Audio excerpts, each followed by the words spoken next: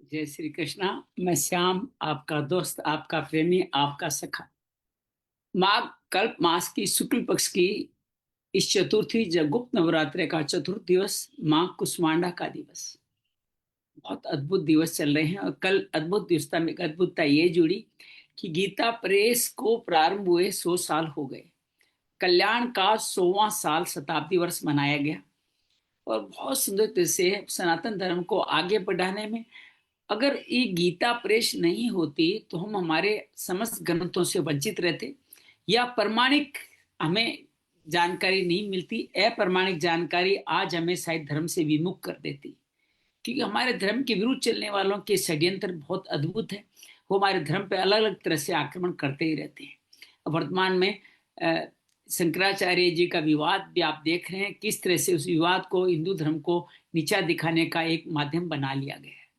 मैं इस लायक नहीं कि उस संदर्भ में कुछ कहूं, लेकिन इतना कहूंगा कि हम सब लोग अपनी मर्यादा में रहें। बस हमारे भगवान राम यही हमें बता रहे हैं। साथियों, आज हम गीता साधक संजीवनी संवाद के 215वें स्वाध्याय क्रम में हैं। अभी तक हमने 17 अध्याय पूर्ण करे, 18वें अध्याय में बढ़ रहे हैं, जहां संन्यास और त्याग के विषय में बहुत सुंदर चित्रण चल रहा है। भगवान सत्व रजस तमस तीन त्याग के बारे में बताते हैं और भगवान ये कहते हैं कि काम्य कर्मों का त्याग किया जा सकता है, लेकिन यज्ञ दान तप का कर्म का त्याग नहीं किया जाता। सभी कर्मों का त्याग नहीं करना, कर्म फलों का त्याग करना है। और ये त्याग जो नियत कर्म से इन कर्म नियत कर्मों का त्याग करते हैं, प्रमाद की वजह से तामस त्याग है। जो शरीर को कष्ट पहुंचेगा इस वजह से अपने नियत कर्मों का त्याग करते हैं, वो राजस त्याग है। और जो ये तीनों जो हमारे जो त्याग का जो स्वरूप बताया गया है, सात्विक ताप, बिना फल की इच्छा के श्रद्धा सर्व यज्ञ दान तप को त्याग न किया जाए, वो इस सात्विक त्याग कहा जाता है। और इस सात्विक त्याग की अलग तरह की कई महत्ता बताई गई। और महत्ता बताते बताते बगा कुशल अकुशल दो तरह के कर्म, कुशल जो मुक्ति दिलाते हैं, अकुशल संसार सागर में फंसाते हैं। और सात्विक त्याग हमें कुशल कर्म की तरफ लेके जाता है। और यही मनुष्यों को पवित्र करने वाला बुद्धि, यही मनुष्य मेधावी छिन्न संशय बुद्धिमान होते हैं, जो कुशल अकुशल का फर्क जान लेते हैं। और भगवान इसी अध्याय में बताते हैं इसके कर्मों के इष्ट अनिष्ट और मिश्र तीन तरह के फल बनते हैं। और स्वामी जी महाराज इसके अंदर कर्म गीता लिख के गए हैं, जो 12वां अध्याय सबसे बड़ा, जिसकी व्याख्या है 12वें श्लोक की ही व्याख्या है। और कल तक हमने जो अध्ययन किया है उसके अंतर्गत हम लोगों ने अभी तक क्रियमाणान कर्म, संचित कर्म, थोड़ा प्रारब्ध का हिस्सा भी देख लिया है। आज हम प्रारब्ध के हिस्से को आगे और बढ़ाने का प्रयास करके, भगवान की मर्जी होगी तो आज हमारे इस कार्य को संपूर्ण करेंगे, जो 12वें अध्याय की कर्म गीता चल रही है। आइए मन कर्म वचन को भगवान के श्री चरणों में लगाते हुए, माँ कुष्मांडा को भी स्मरण करते हुए, अर्धन मूलित आंखों से नासिका के द्वार में प्राण अपान को सम करके मूलाधार चक्र से यात्रा प्रारंभ करें। नमो भगवते वासुदेवाय, नमो भगवते वासुदेवाय, नमो भगवते वासुदेवाय, नमो भगवते वासुदेवाय, नमो भगवते वासुदेवाय, नमो भगवते वासुदेवाय, नमो भगवते वासुदेवाय। वसुदेव सुतं देवं कंस चाणुर्मर्दनं देवकी परमानंदम कृष्ण वंदे जगद्गुरुं, श्री कृष्ण वंदे जगद्गुरुं। या देवी सर्वभूतेषु कुष्मांडा रूपेण संस्थिता, या देवी सर्वभूतेषु श्रीमद्भगवत गीता रूपेण संस्थिता, नमस्तस्यै नमस्तस्यै नमस्तस्यै नमो नमः। या देवी सर्वभूतेषु साधक संजीवनी रूपेण संस्थिता, नमस्तस्यै नमस्तस्यै नमस्तस्यै नमो नमः। गुरुर्ब्रह्मा गुरुर्विष्णु गुरुर्देवो महेश्वर, गुरु साक्षात परम ब्रह्म तस्मै श्री गुरुवे नमः। गजाननं भूतगणाधिसेवितं कपितजम्बूफलचारुभक्षणं उमासुतं शोकविनाशकारकं नमामि विघ्नेश्वराय पादपङ्कजं, नमामि विघ्नेश्वराय पादपङ्कजं। त्वमेव माता च पिता त्वमेव, त्वमेव बन्धु च सखा त्वमेव, तुमेव विद्या द्रविणं त्वमेव त्वमेव सर्वं मम देव देव, त्वमेव सर्वं मम देव देव, शांति शांति शांति ही। आइए आज के हमारा कथा पाठ को स्मरण करें। उससे पहले पूर्व कथा का एक संदर्भ स्मरण कर लेते हैं। ओम श्री परमात्मने नमः। श्रीमद् भगवद गीता अथ प्रथमो अध्याय अर्जुन विषाद योग। धृतराष्ट्र व धर्मक्षेत्र कुरुक्षेत्र से अर्जुन मोह बंधन में फंसता ही चला जाता है और मोह बंधन में फंसता हुआ अर्जुन कहता है कि मैं अब युद्ध नहीं करूंगा। और भगवान को इस तरह भगवान को बार बार कहता है कि मेरे सामने जो जो लोग खड़े हैं उनको देख करके मैं युद्ध कैसे कर सकता हूं। वो बार बार कहता है अपने, कहते सिद्धंति मम गाताने मुखम च परिशुष्यति वेपूत च शरीरे में रोमर्ष जायते दृष्टम स्वजनम कृष्णम युसु समुपस्थितम। मेरे सामने स्वजनों को देख के मेरा मुख सूख रहा है, मेरे मुंह से आवाज नहीं निकली है, शरीर रोमांचित हो रहा है, शरीर में कंपन हो रहा है, और भी अन्य गुण बताता है कि इसलिए मैं युद्ध नहीं करूंगा। द्वितीय अध्याय में अर्जुन भगवान का शिष्य बन के उचित मार्ग की प्रार्थना करता है। उचित मार्ग की प्रार्थना करने के भगवान से अर्जुन कहता है कि कर्म योग और ज्ञान योग में कौन श्रेष्ठ है। नहीं, अपना शिष्य बन के उचित प्रार्थना करता है, मेरे लिए उचित मार्ग बताए। किन शब्दों में? कार्पण्य दोषोपैत स्वभाव पृछामि त्वाम द्रम सम्मूढ़ चेता इच्छ्रेषा निश्चितम ब्रूहि तन्मे शिष्यस्ते एम साधि माम त्वाम प्रपन्नम। मैं आपका शिष्य आपकी शरण में हूँ, मैं कायरता के दोष से युक्त हूँ, मेरे लिए उचित मार्ग बताएं। भगवान कृपा करके दो मार्ग बताते हैं। सांख्य योग अर्थात शरीर का विवेक से धारण करके सुख दुख सम करते हुए लाभ अलाभ को न देखते हुए युद्ध करो, पाप से मुक्ति पाओगे। युद्ध करो शब्द का है, लेकिन अर्जुन समझता है कि इसमें कर्म करना नहीं पड़ेगा। भगवान फिर इसके बाद में सांख्य योग के बाद में बुद्धि वाला योग अर्थात कर्म बंधन से मुक्ति वाला निष्काम कर्म योग बताते हैं।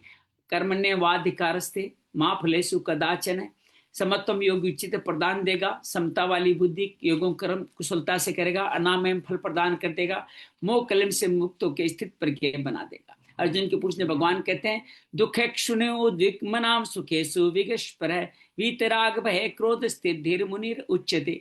दुख में उद्विग्न नहीं होता, सुख में स्पृहा नहीं रहता, वीतराग भय से क्रोध मुक्त ये धीर पुरुष ही स्थित प्रज्ञ होता है। तो तृतीय अध्याय में अर्जुन पूछता है कर्म योग और ज्ञान योग में कौन श्रेष्ठ है। भगवान कहते हैं दोनों में कर्म का करना पड़ेगा। नियत कर्म, कुरु कर्म, स्व कर्म, यज्ञ कर्म करो, मुक्ति देंगे। और भगवान कहते हैं इसीलिए ब्रह्मा ने तुम्हारी सृष्टि के लिए साधन भी दिए हैं। ये करने से, तुम यज्ञ करने से अन्न जल के उत्पादक बन जाओगे, उनको उत्पादन करने का श्रेय मिलेगा।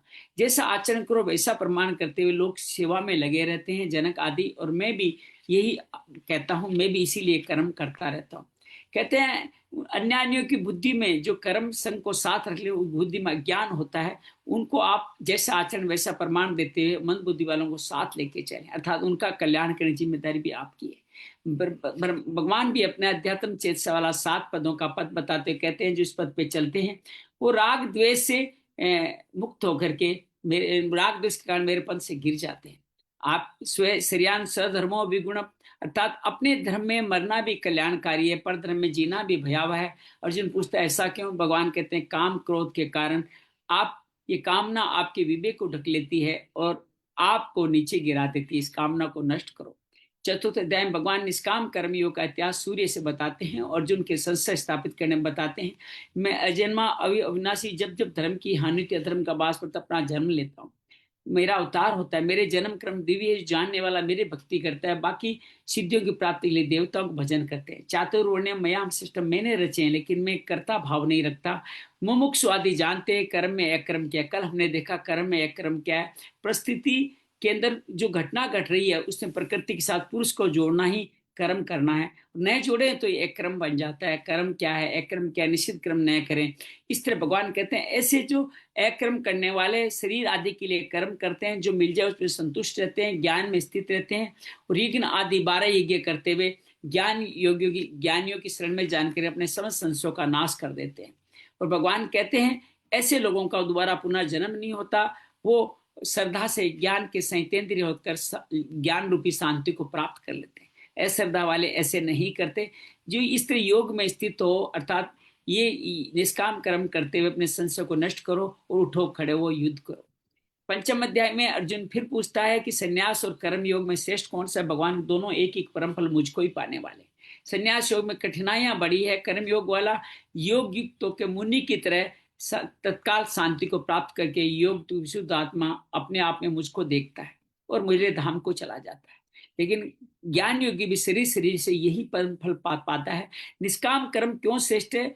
कि वो सब कुछ करते हुए नव द्वारे में देही में रहते हुए कर्म फलों में नहीं लगता, और धीरे धीरे सारे कर्म का फल का संयोग नहीं लगता, कर्तव्य कर्म नहीं लगता, बुद्धि मेरे प्राण हो जाता है, प्रकाशमान हो जाता है, अपने समस्त संस्कारों काट कर अपुनरावृत्ति को प्राप्त होता है, समदर्शी बनता है।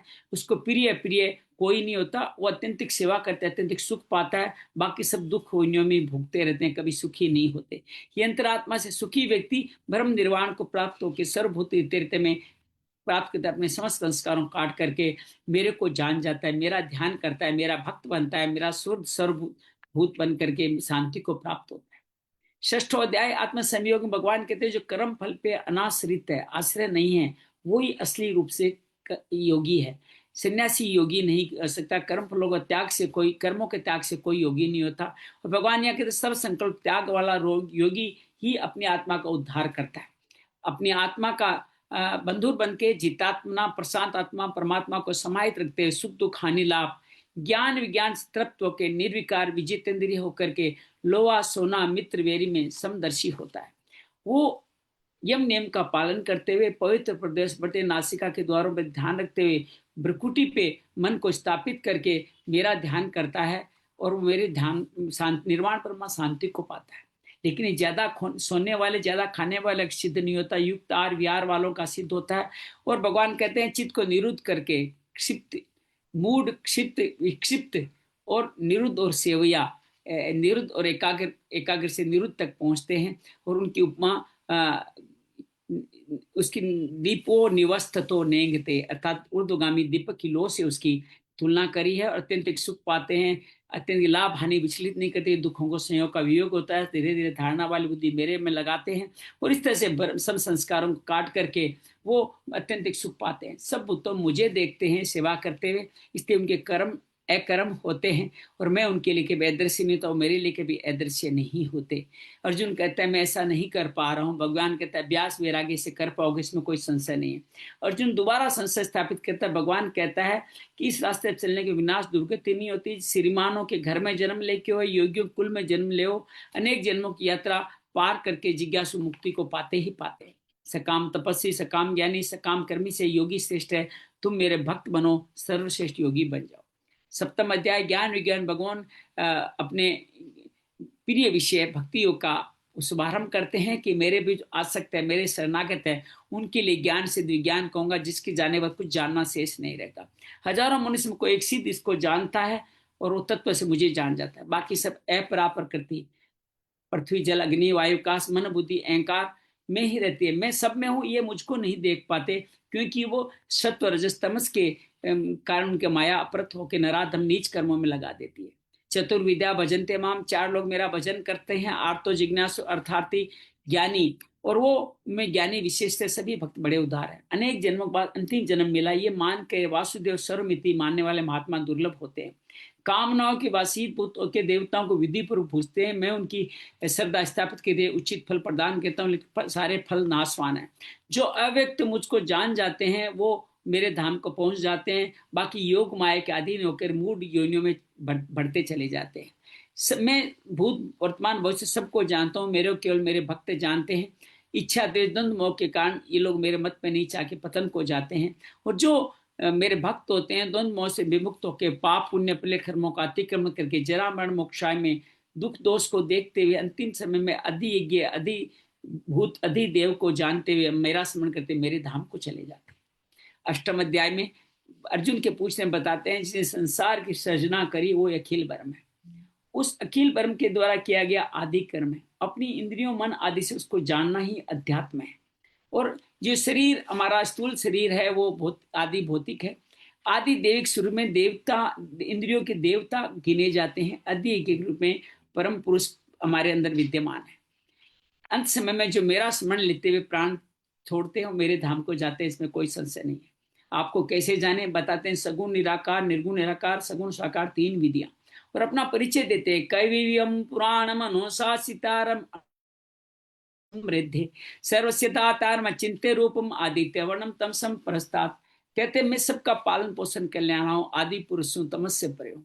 मेरा ध्यान करो, प्रयाण काल में मेरा ध्यान करो, मन बुद्धि को मुझ में लगाओ, मानसिक ओम का स्मरण करते हुए मेरे सभी प्राणों को मुझ में अपने ब्रह्म रंध्र से प्राण को त्याग कर मेरे में शामिल हो जाओ। सगुण साकार के नित्य मेरे में योगी तरह लगे रहते हैं, दुखालिन शास्त्र से मुक्ति दिलाता हूँ, महात्माओं के परम गति को प्राप्त होते हैं। हालांकि ब्रह्म लोक तो सभी लोग पुनरावर्ती है, और भगवान कहते हैं कि जो शुक्ल और कृष्ण उत्तरायण दक्षिण दो गतियों के बारे में बताते हैं, और भगवान कहते हैं कि जो व्यक्ति इन दोनों गतियों से मोहित नहीं होता, वो ये दिव्य तान दप के सब पुण्य फलों को मेरे को समर्पित करके मेरे को जान जाता है और स्थान अपने धाम पे पहुंच जाता है। 9वें अध्याय में ज्ञान विज्ञान का कि ये भक्ति योग गुह्यतम है, सभी विद्याओं की राजा है, पवित्र सुख में धर्म में सहज है करना। जो इसका भजन नहीं करते, पालन नहीं करते, मृत्यु संसार में लौटते ही रहते हैं। समस्त संसार मुझसे है, संसार में मैं नहीं, समस्त लोग मुझसे, सब लोगों में मैं नहीं, आकाश में वायु की तरह सब मुझ में विद्यमान है। भगवान कहते हैं मैं कल्प के क्षय में सबका दोबारा सर्जन करता हूं, लेकिन मैं उसमें उदासीन रहता हूं। भगवान कहते हैं कि मेरे इस प्रकृति की प्रवृत्ति जो नहीं जानते वो मेरी अवज्ञा करते हैं, मोग आशा मोग कर्मणा अविवेक के अनुसार आसुरी संपत्तियों में ग्रसित हो जाते हैं। लेकिन देवी संपत्ति वाले लोग महात्मा अनन्य भाव से दृढ़ पूर्वक मेरा कीर्तन नमस्कार के मेरे में स्थित हो जाते हैं। ज्ञानी गीता कर्मी के द्वारा मेरा भजन करते हैं, क्योंकि मैं करता हूं, मैं यज्ञ हूं, मैं औषधि हूं, मैं मंत्र हूं, मैं मन, मैं ओंकार हूं, मैं वेद हूं, मैं प्रभु हूं, प्रलय हूं, मैं निधान हूं, साक्षी हूं, और मैं सूर्य की तरह तप करके अन्न जल को अमृत में बनाता हूँ। लोग तीनों वेदों में लिखे स्वर्ग की कामना करते हैं, उसके लिए सात्विक कर्म भी करते हैं, लंबे समय तक स्वर्ग जाते हैं। लेकिन जो मेरा नित्य मेरा भजन करते हैं उनका योग क्षम मैं देखता हूँ। देवताओं भजना, मेरा भजना अविधि पूर्वक है। देवताओं पर देव लोग मेरे भजन, मेरे लोग जाते हैं। मेरा भजन सहज है, पत्रम पुष्पम फलम तोयम। जो भी मुझे भक्ति से मुझे समर्पित कर देते हैं अपना भोजन कर्म, उन सबको मैं अशुभ अशुभ फलों से मुक्ति दिलाकर मोक्ष बंधन मोक्ष प्रदान करता हूँ। मेरे लिए कोई प्रिय प्रिय नहीं, पाप योनि हो, दुराचारी हो, शूद्र हो, वैश्य हो, ब्राह्मण हो, क्षत्रिय, जो मेरा एक बार बनने का निश्चय ले ले वो धर्मात्मा हो जाता है। और वो करता क्या है, बन करके मन मना मऊ मय बद भक्तो, मेरे में मन लगाते हैं, मेरे भक्त बनते हैं, मेरी पूजा करते हैं, मेरे को नमस्कार करते हैं, माम विवेश युक्त, मेरे में युक्त हो जाते हैं और मेरे प्राण हो जाते हैं। 10वें अध्याय में भगवान इसी विभूति अपनी विभूतियों को और आगे बढ़ाते हैं और कहते हैं कि तेरे हित की कामना से मैं और भी कुछ कहूंगा। मेरे प्रभु प्रलय को, इन विभूतियों को मेरे ऋषि और महर्षि भी नहीं जानते। और भगवान कहते हैं कि मैं अजन्मा अवयव जो जान जाते हैं सभी पापों से मुक्त हो जाते हैं। ऐसा समता तुष्टि तपोदान आदि अपनी 20 विभूतियां बताते हैं। मेरे सब पूरे चतवारों मन वस्तता नाम से पृथ्वी की उत्पत्ति बताते हैं। कहते हैं मेरी विभूति अनंत है और मेरी विभूतियों को जानना तो मच्चिता मदगत प्राणा बोध नित्यम परस्परम कत्यंत मान नित्यम तुचिंती च रमंती च। मेरे में चित लगाए, मेरे प्राण है, मेरी कथाओं का श्रवण कथन करने वाले मेरे अंदर रमन करते हैं। मैं उनको प्रीति प्रदान करता हूँ, बुद्धि योग प्रदान करता हूँ, प्रकाशमान बना देता हूँ। और जो समझ जाता है कि यही परम ब्रह्म पवित्र धाम आदि पुरुष शाश्वत पुरुष है। और कहते हैं कि आप ठीक कहते हैं, देवर्षि नारद वगैरह भी यही कहते हैं, लेकिन आपकी विभूतियों को देवता दानव भी नहीं जानते। आप स्वयं ही अपनी विभूतियों को जानते हैं। भूत भावन भूतेश देव देव जगत पते पुरुषोत्तम, अपनी विभूतियों में आपका कैसा चिंतन करूं, कृपया उन विभूतियों को मेरे लिए कहिए। अर्जुन विस्तार से कहिए। भगवान कहते हैं कि मेरी विभूति अनंत है, विस्तार से कहना संभव ही नहीं है। मैं सभी भूतों के अंदर स्थित हूँ, आद्य मध्य अंत में। संसार की समस्त विशिष्ट वस्तुएं, विष्णु से लेके राम तक, राम से लेके नारद से, नारद से लेके समस्त ऋषियों तक, समस्त प्रसन्नताएं, समस्त तेज बल, सब कुछ समुद्र गंगा सब कुछ मेरे से ही व्याप्त है, मेरे अंश से व्याप्त है। इससे ज्यादा मैं क्या कहूँ। 11 अध्याय में अर्जुन कहता है मेरे पे अनुग्रह करके जो आपने विभूतियां बताई मेरा मोह नष्ट हो गया। आपकी विभूतियों को अगर मेरे द्वारा देखे जाना संभव है तो कृपया मुझे दिखाइए। भगवान कृपा करते हैं। पश्चिम में पार्थ रूपाणी, मेरे में सब समस्त संसार को देखो, लेकिन तुम सर्व चक्षु से नहीं देख पाओगे तो मैं दिव्य चक्षु प्रदान करता हूँ। संजय कहता है हजारों सूर्य के प्रकाश से ज्यादा इन विभूतियों को अर्जुन देख के रोमांचित होकर भगवान की 17 श्लोकों में इस तरह प्रार्थना करता है। अर्जुन वाच है पश्यामि देवास्त देव देवे सर्वास्ता भूत विशेष संगान परमाणम ईशम कमलासन तम ऋषि सर्वानुरंगाश दिव्याम। आपके अंदर समस्त जगत, समस्त प्रकृति और देव ऋषि ब्रह्मा विष्णु महेश सब कुछ विद्यमान है। अनेक बाहुदर वक्तर नेत्र माले हो, आदि मध्य अंत नहीं है, चतुर्भुजधारी हो आप आदि देव, शास्त्र धर्म गोप्ता सनातन पुरुष हो। आपके आदि मध्य अनंत वीर्यम मुक्त शशि सूर्यम नेत्रम वाले हो। आपका उग्र रूप देख के समस्त लोग व्यथित हो रहे हैं। और भगवान को कहता है कि मेरे सिद्ध संग आपकी स्तुति देवता भयभीत हो कि आप में प्रवेश कर रहे हैं, अर्थात देवता भी मरणशील है, ये कहा गया है। रुद्र आदित्य गंधर्व विक्षासुत सिद्ध संग सब आप में है। आप भवक्त नेतम बहुदृष्टा करालन आने वाले हो। आपके इस रूप को देख करके मैं भी व्यथित हो रहा हूँ। हे प्रसिद्ध देव जगन्नाथ प्रसन्न हो जाइए। मेरे पांडव सेना के लोग, धृतराष्ट्र के समस्त पुत्र और द्रोण भीष्म आपके मुख में इस तरह प्रवेश करें जैसे नदियां अग्नि समुद्र की तरफ जाती है, पतंगा आग की तरफ जाते, आप उनका ग्रसन करें। अपनी स्तुति इन शब्दों में पूर्ण करता है। आख्यान को भवान उग्र रूपो नमोस्तुते देवर प्रसिद्ध विघ्नात् में चांदे भवंतम आद्यम नहीं पर जाना में तम परतम। हे गुरु रूप में आप जो आए हो, हे देवस्तु मैं नमस्कार करता हूँ। आप कौन है मैं नहीं समझ आ रहा हूँ, क्या करने को प्रवृत्त है मुझे बताएं। श्री भगवान वाच है, कालोस्मि लोग क्षय कर पर दो, मैं काल हूँ सबका क्षय करने के लिए। जितने तुम्हारे विरोधी मेरे द्वारा पहले ही मारे गए, निमित्त मात्र भविष्य निमित्त मात्र बन जाओ। द्रोण भीष्म जयद्रथ सभी मेरे द्वारा मारे गए हैं। और संजय कहता है, रोमांचित अर्जुन फिर प्रार्थना करता है, आपके नाम गुण लीला से सबके काम बन रहे हैं, राक्षस जो भागते जा रहे हैं। आप आदि पुरुष पुराण अनंत देवेश जगन निवास, आप परम धामो वायुम अग्निवरण योगो अनंत वीर्य अमित विक्रम हो। मैंने आपकी महिमा को नहीं जाना। हे सखाए मित्र के आपका अपमान किया। आप समस्त लोग के पितामह चराचर गुरुओं के गुरुओं में आपको प्रणाम करके क्षमा याचना करता हूँ, मुझे क्षमा करे। और मैं व्यथित हूँ, अपना चतुर्भुज दिखा करे मुझे शांति प्रदान करे। श्री भगवान कहते हैं, तुम मैं प्रसन्न हूँ, लेकिन तुम मेरे इस विश्व रूप के मूड भाव को व्यथित मत हो। मेरा ये चतुर्भुज हर कोई नहीं देख सकता विश्व रूप, मैं चतुर्भुज रूप दिखा के तुम्हें शांति प्रदान करता हूँ। संजय और अर्जुन चतुर्भुज दिव्य भुज रूप देख के सौम्य प्रदान में ऐसा बताते हैं। भगवान कहते हैं, मेरा ये चतुर्भुज रूप भी देवता देख ललायित रहते हैं, अनन्य भक्ति से देखा जा सकता है। भक्ति कैसे करें? मत कर्म कन मत परमो मद भक्त संग वर्जित है निर्वे सर्वभूपितेषु। संग दोष से निर्वेर होकर के मेरे लिए कर्म, मेरे पर प्रायण होकर जो मेरे भक्त बनते हैं, वो ही मेरा ये रूप देख पाते हैं। द्वादश अध्याय में अर्जुन पूछता है, सगुण साकार और निर्गुण निराकार में कौन श्रेष्ठ है? भगवान कहते नित्य जो मेरी उपासना करते हैं वो ही सगुण साकार मेरे भक्ति सर्वश्रेष्ठ है। क्योंकि निर्गुण निराकारी देह अभिमान के कारण मुझ अचिंतन का चिंतन कर ही नहीं पाते। जो मेरे पे समर्पित होकर मेरे लिए कर्म करता है, अनन्य भाव से मेरा योगी बनता है, उसको मृत्यु संसार सागर से मैं मुक्ति बनाता हूँ, समृद्ध बना देता हूँ। जो मेरे में मन लगाता है, मन लगाने की विधियां बताते हैं, समर्पण योग, अभ्यास योग, मेरे लिए कर्म करना और कर्म फल का त्याग। और सार स्वरूप ये बताते हैं कि अभ्यास योग से ज्ञान श्रेष्ठ है, ज्ञान से ध्यान, ध्यान से कर्म फल का त्याग तुरंत शांति प्रदान करता है। अपने भक्तों के 39 लक्षण बताते, संतुष्ट सत्य योगी यथात्मा दृढ़ निश्चय मयर्पित मनो बुद्धि यो मत भक्त से मेरे, जो हमेशा संतुष्ट रहते हैं, लगातार नियमित रूप से योग करते हैं, दृढ़ आत्मा होते हैं, दृढ़ निश्चय होती है, मेरे मन बुद्धि लगाते हैं, मुझे भक्त प्रिय है। लेकिन जो भक्त इस तरह चलते हैं मुझे ज्यादा प्रिय है। त्रयोदश अध्याय में भगवान कहते हैं, शरीर 24 तत्वों और 7 विकारों वाला शरीर क्षेत्र, इसको जानने वाला क्षेत्र गेहूं, ये ज्ञान है, इसके अलावा सब ज्ञान है। भगवान कहते हैं कि इन विकारों के कारण देहाभिमान होता है और वो मुझको नहीं पा पाते। निर्गुण निराकरण 20 ज्ञान के साधन बताते हैं। कहते हैं, इंद्रियार्थेषु वैराग्यम अनंकार एव च जन्म मृत्यु जरा व्याधि दुख दोषानुदर्शनम। जन्म मृत्यु दुख बर्दाश्त दोषों को देखें, इंद्रियों में वैराग्य ले, अनंकार रखें, यही सब कुछ ज्ञान है, इसके द्वारा सब ज्ञान है।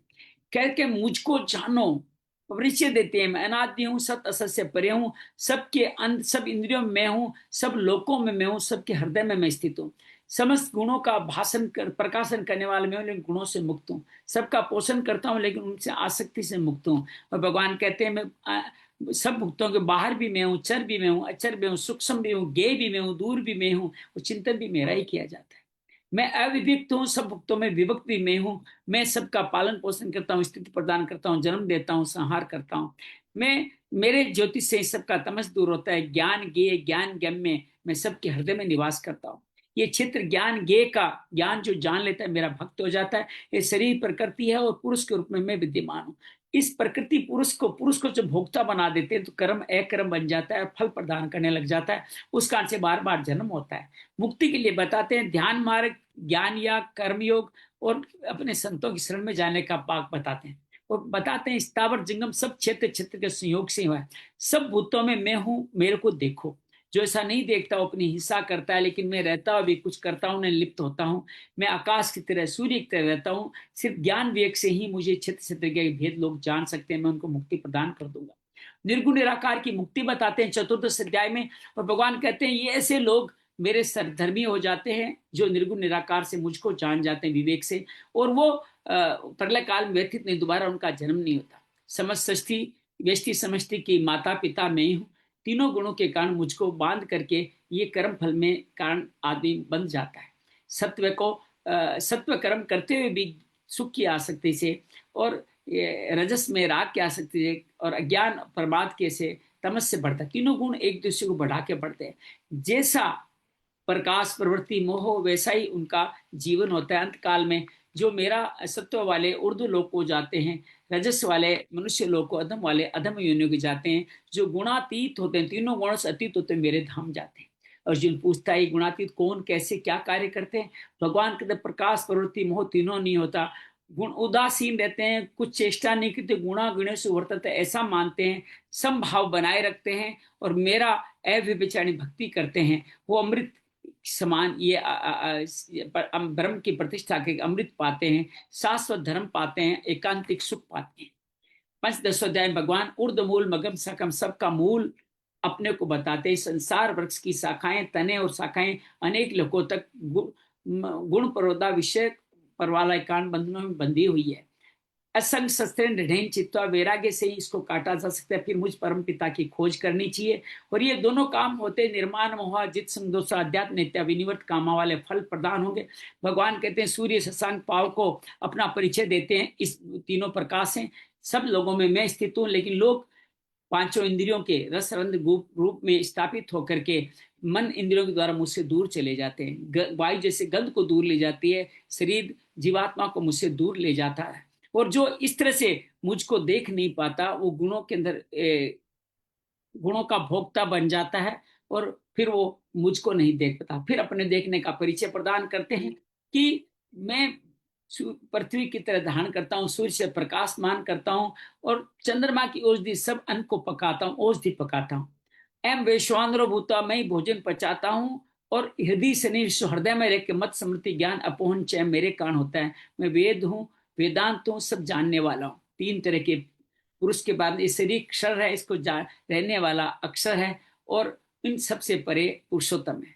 जो अक्षर से अतीत है, पुरुष से उत्तम है, वही पुरुषोत्तम है। पूरे भावों से उस पुरुषोत्तम को अध्यात्म के द्वारा इंद्रियों मन बुद्धि के द्वारा जानो। और गुह्यतम शास्त्र ये यही मुक्त मया न गए एति बुद्धवा मानसात कर्म योग सांख्य योग और भक्ति योग के इस द्वारा कृतज्ञ होकर मुझको जान जाओ। 16 अध्याय में भगवान कृपा करके अव्यम सत्य संशुद्धिर आदि 26 देवी संपदा बताते हैं। दम्भो दर्प अभिमानश्च क्रोध पराश्य में अज्ञानम च अभिजातस्य। छात 6 हमारी जो आसुर संपदा है वो इन पे हावी हो जाते हैं, दम्भ दर्प अभिमान क्रोध कठोरता और अज्ञान। और ये देवी संपदा मुक्ति वाली, आसुर संपदा बंधन वाली, दो तरह के लोग, दो ही तरह के प्राणी हैं जगत में, एक देवी संपदा और एक आसुर संपदा वाले।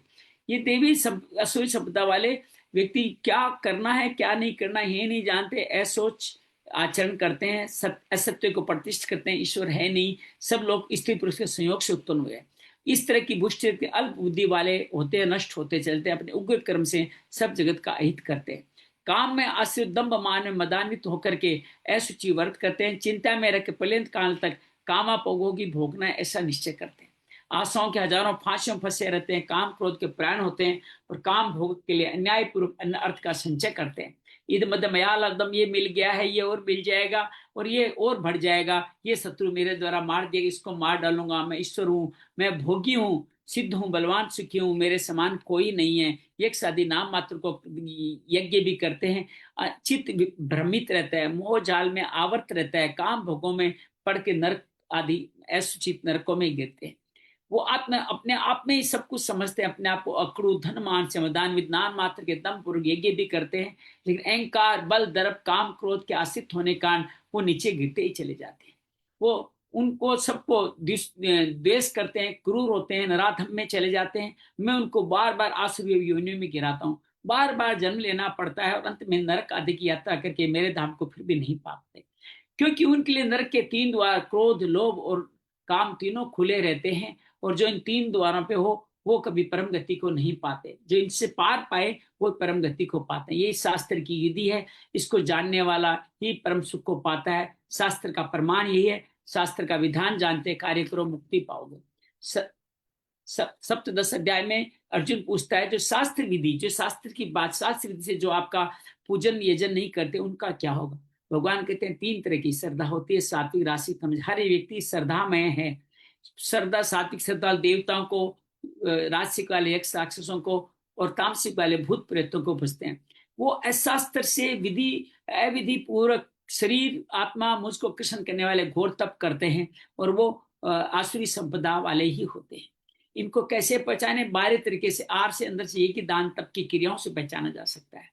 जो पहले फल को देखते हैं, आयु सत्व बला आरोग्य बढ़ाने वाला है तो ही भोजन करते हैं, वो सात्विक पुरुष होते हैं। जो फल को नहीं देखे अपने मन की इच्छा के अनुसार भोजन करते हैं, बाद में दुख शोक रोग बाद में पाते हैं। और तमस वाले आगे पीछे कुछ नहीं देखते, बासी अखाद्य पदार्थ खाते हैं। ये के बारे में बताते हैं, जो जिनमें फल की इच्छा नहीं, विधि पूर्वक मन को समझाकर ये करना एक कर्तव्य है, ये करके ये करते हैं, वो सात्विक है। जो फल और दंभ के लिए करते हैं वो यज्ञ राजसिक है। जो विधिहीनम मंत्रहीनम दक्षिणामहीनम श्रद्धाहीनम जो यज्ञ करते हैं तामस होते हैं। शारीरिक तप बातें हैं, देव दूज गुरु पाज्ञ का पूजन, सोच सरलता के साथ ब्रह्म से अहिंसा करना शरीर का तप है। किसी को उद्वेग नहीं करना, हितकारी प्रिय वचन सत्य वचन बोलना, स्वाध्याय अभ्यास करना वाणी का तप है। मन का तप है प्रसन्नता, सौम्यता, आत्म भाव शुद्ध रखना। भगवान कहते हैं तीनों तपों को जो श्रद्धा से बिना फल की इच्छा से करता है वो सात्विक तप कहलाता है।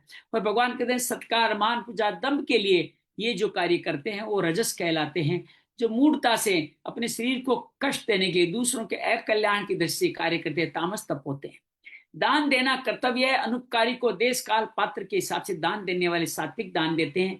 इन पे उपकार करूंगा तो ये मेरा उपकार करेंगे, उस दृष्टि से कष्ट पूर्वक जो दान देते हैं उस राजसिक दान है। और जो अपात्र को आदेश काल अर्थात पात्र काल देश को न देखते हुए जो अपात्र को झिड़क करके दान देते हैं वो तामस दान कहते हैं। भगवान कहते हैं ओम तत्सत, ओम तत्सत के बारे में बताते हैं कि इससे से ब्राह्मण सब मेरा स्मरण करते हैं। वेदों यज्ञ क्रियाएं सब इसी से पूरी होती है। भगवान कहते हैं ओंकार में ही हूँ, तस्माद उदा यज्ञ दान तप क्रिया में अगर कमी रह गई हो तो विधान के अनुसार सब ब्रह्म ओम तत्सत करके पाते हैं। तब नहीं हूँ, सारी क्रियाएं मेरे लिए ही, तब मेरे लिए क्रिया की जाती है जो मोक्ष प्रदान दी जाएगी। सत्य भी मैं हूँ, सद्भावे साधु भावे, सद्भाव साधु भाव सदकर्म, जो कर्म को सदाचार को प्रशस्त करते हैं वो कर्म मेरे अंदर आते हैं। यज्ञ दान तप इस तरह से जो स्थिति प्रदान करते हैं वो मेरे अनुरूप होकर मेरे में ही समर्पित हो जाते हैं। लेकिन अश्रद्धा से किया दान तप कर्म मेरे किसी को कोई काम नहीं आता।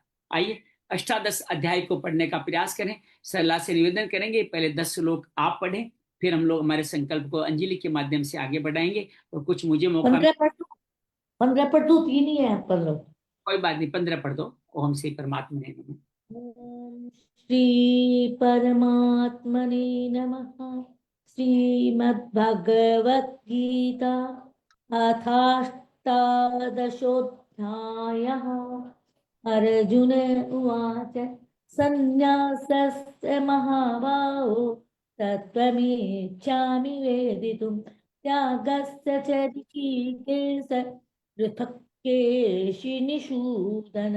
श्रीभगवानुवाच काम्यानां कर्मणान्यासं सन्न्यासं कवयो विदुः सर्वकर्म फलत्यागं प्राहुस्त्यागं विचक्षणाः त्याजन् दोषवदित्येके कर्म प्राहुर्मनीषिणः यज्ञदानतपः कर्म न त्याज्यमिति चापरे निश्चयं शृणु मे तत्र त्यागे भरत सत्तम त्यागो हि पुरुष व्याघ्र विविध संप्रकीर्तितः यज्ञदान तपः कर्म न त्याजङ्कार्यमेव तत् यज्ञोदानं तपश्चैव पावनानि मनीषिणाम् एतान्यपि तु कर्माणि सङ्गं त्यक्त्वा फलानि च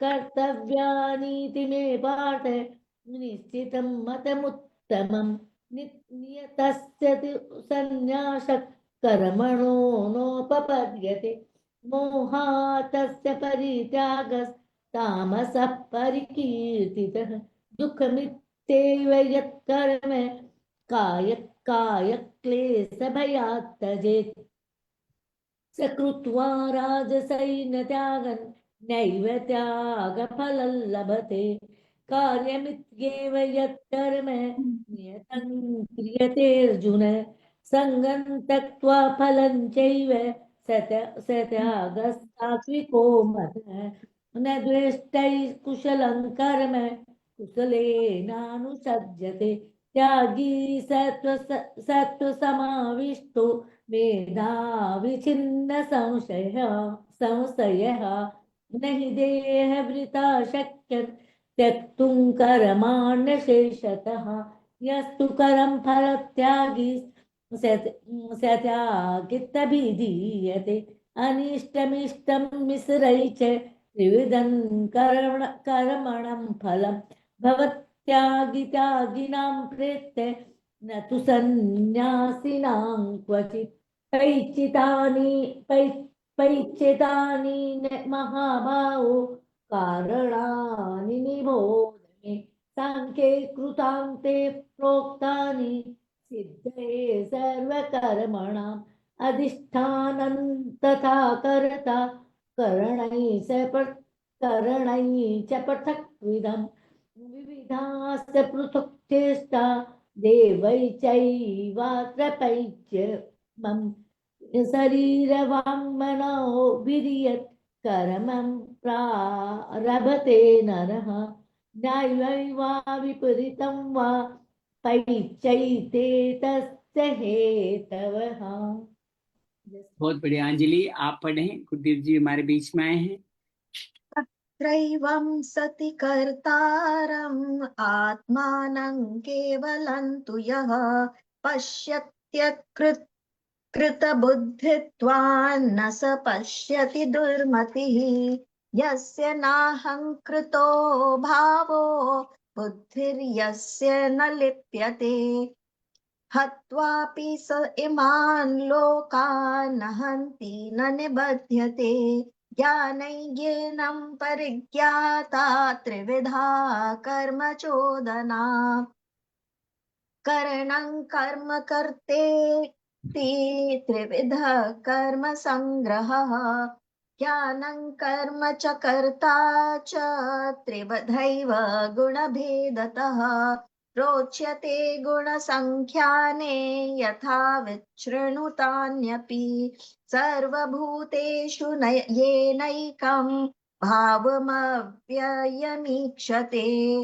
अविभक्तं विभक्तेषु तज्ज्ञानं विद्धि सात्विकं पृथक्त्वेन तु यज्ज्ञानं नानाभावान् पृथग्विधान् वेत्ति सर्वेषु भूतेषु तज्ज्ञानं विद्धि राजसं यत्तु कृत्सन्वदेकस्मिन् कार्ये सक्तमहैतुकम् अतत्त्वार्थ वदल्पञ्च तत्तामसमुदाहृतम् नियतं संगरहितम् अरागद्वेषतः कृतम् अफलप्रेप्सुना कर्म यत्तत् सात्विकमुच्यते यत्तु कामेप्सुना कर्म साहङ्कारेण वा पुनः क्रियते बाहुल्यायासन् तत्राजसमुदाहृतम् अनुबन्धं क्षयं हिंसां अनवेक्ष्य च पौरुषं मोहादारभयेभ्यते कर्म यत्तत्तामत्समुच्यते मुक्तसङ्गो न संवादी धृत्युत्साहसमन्वितः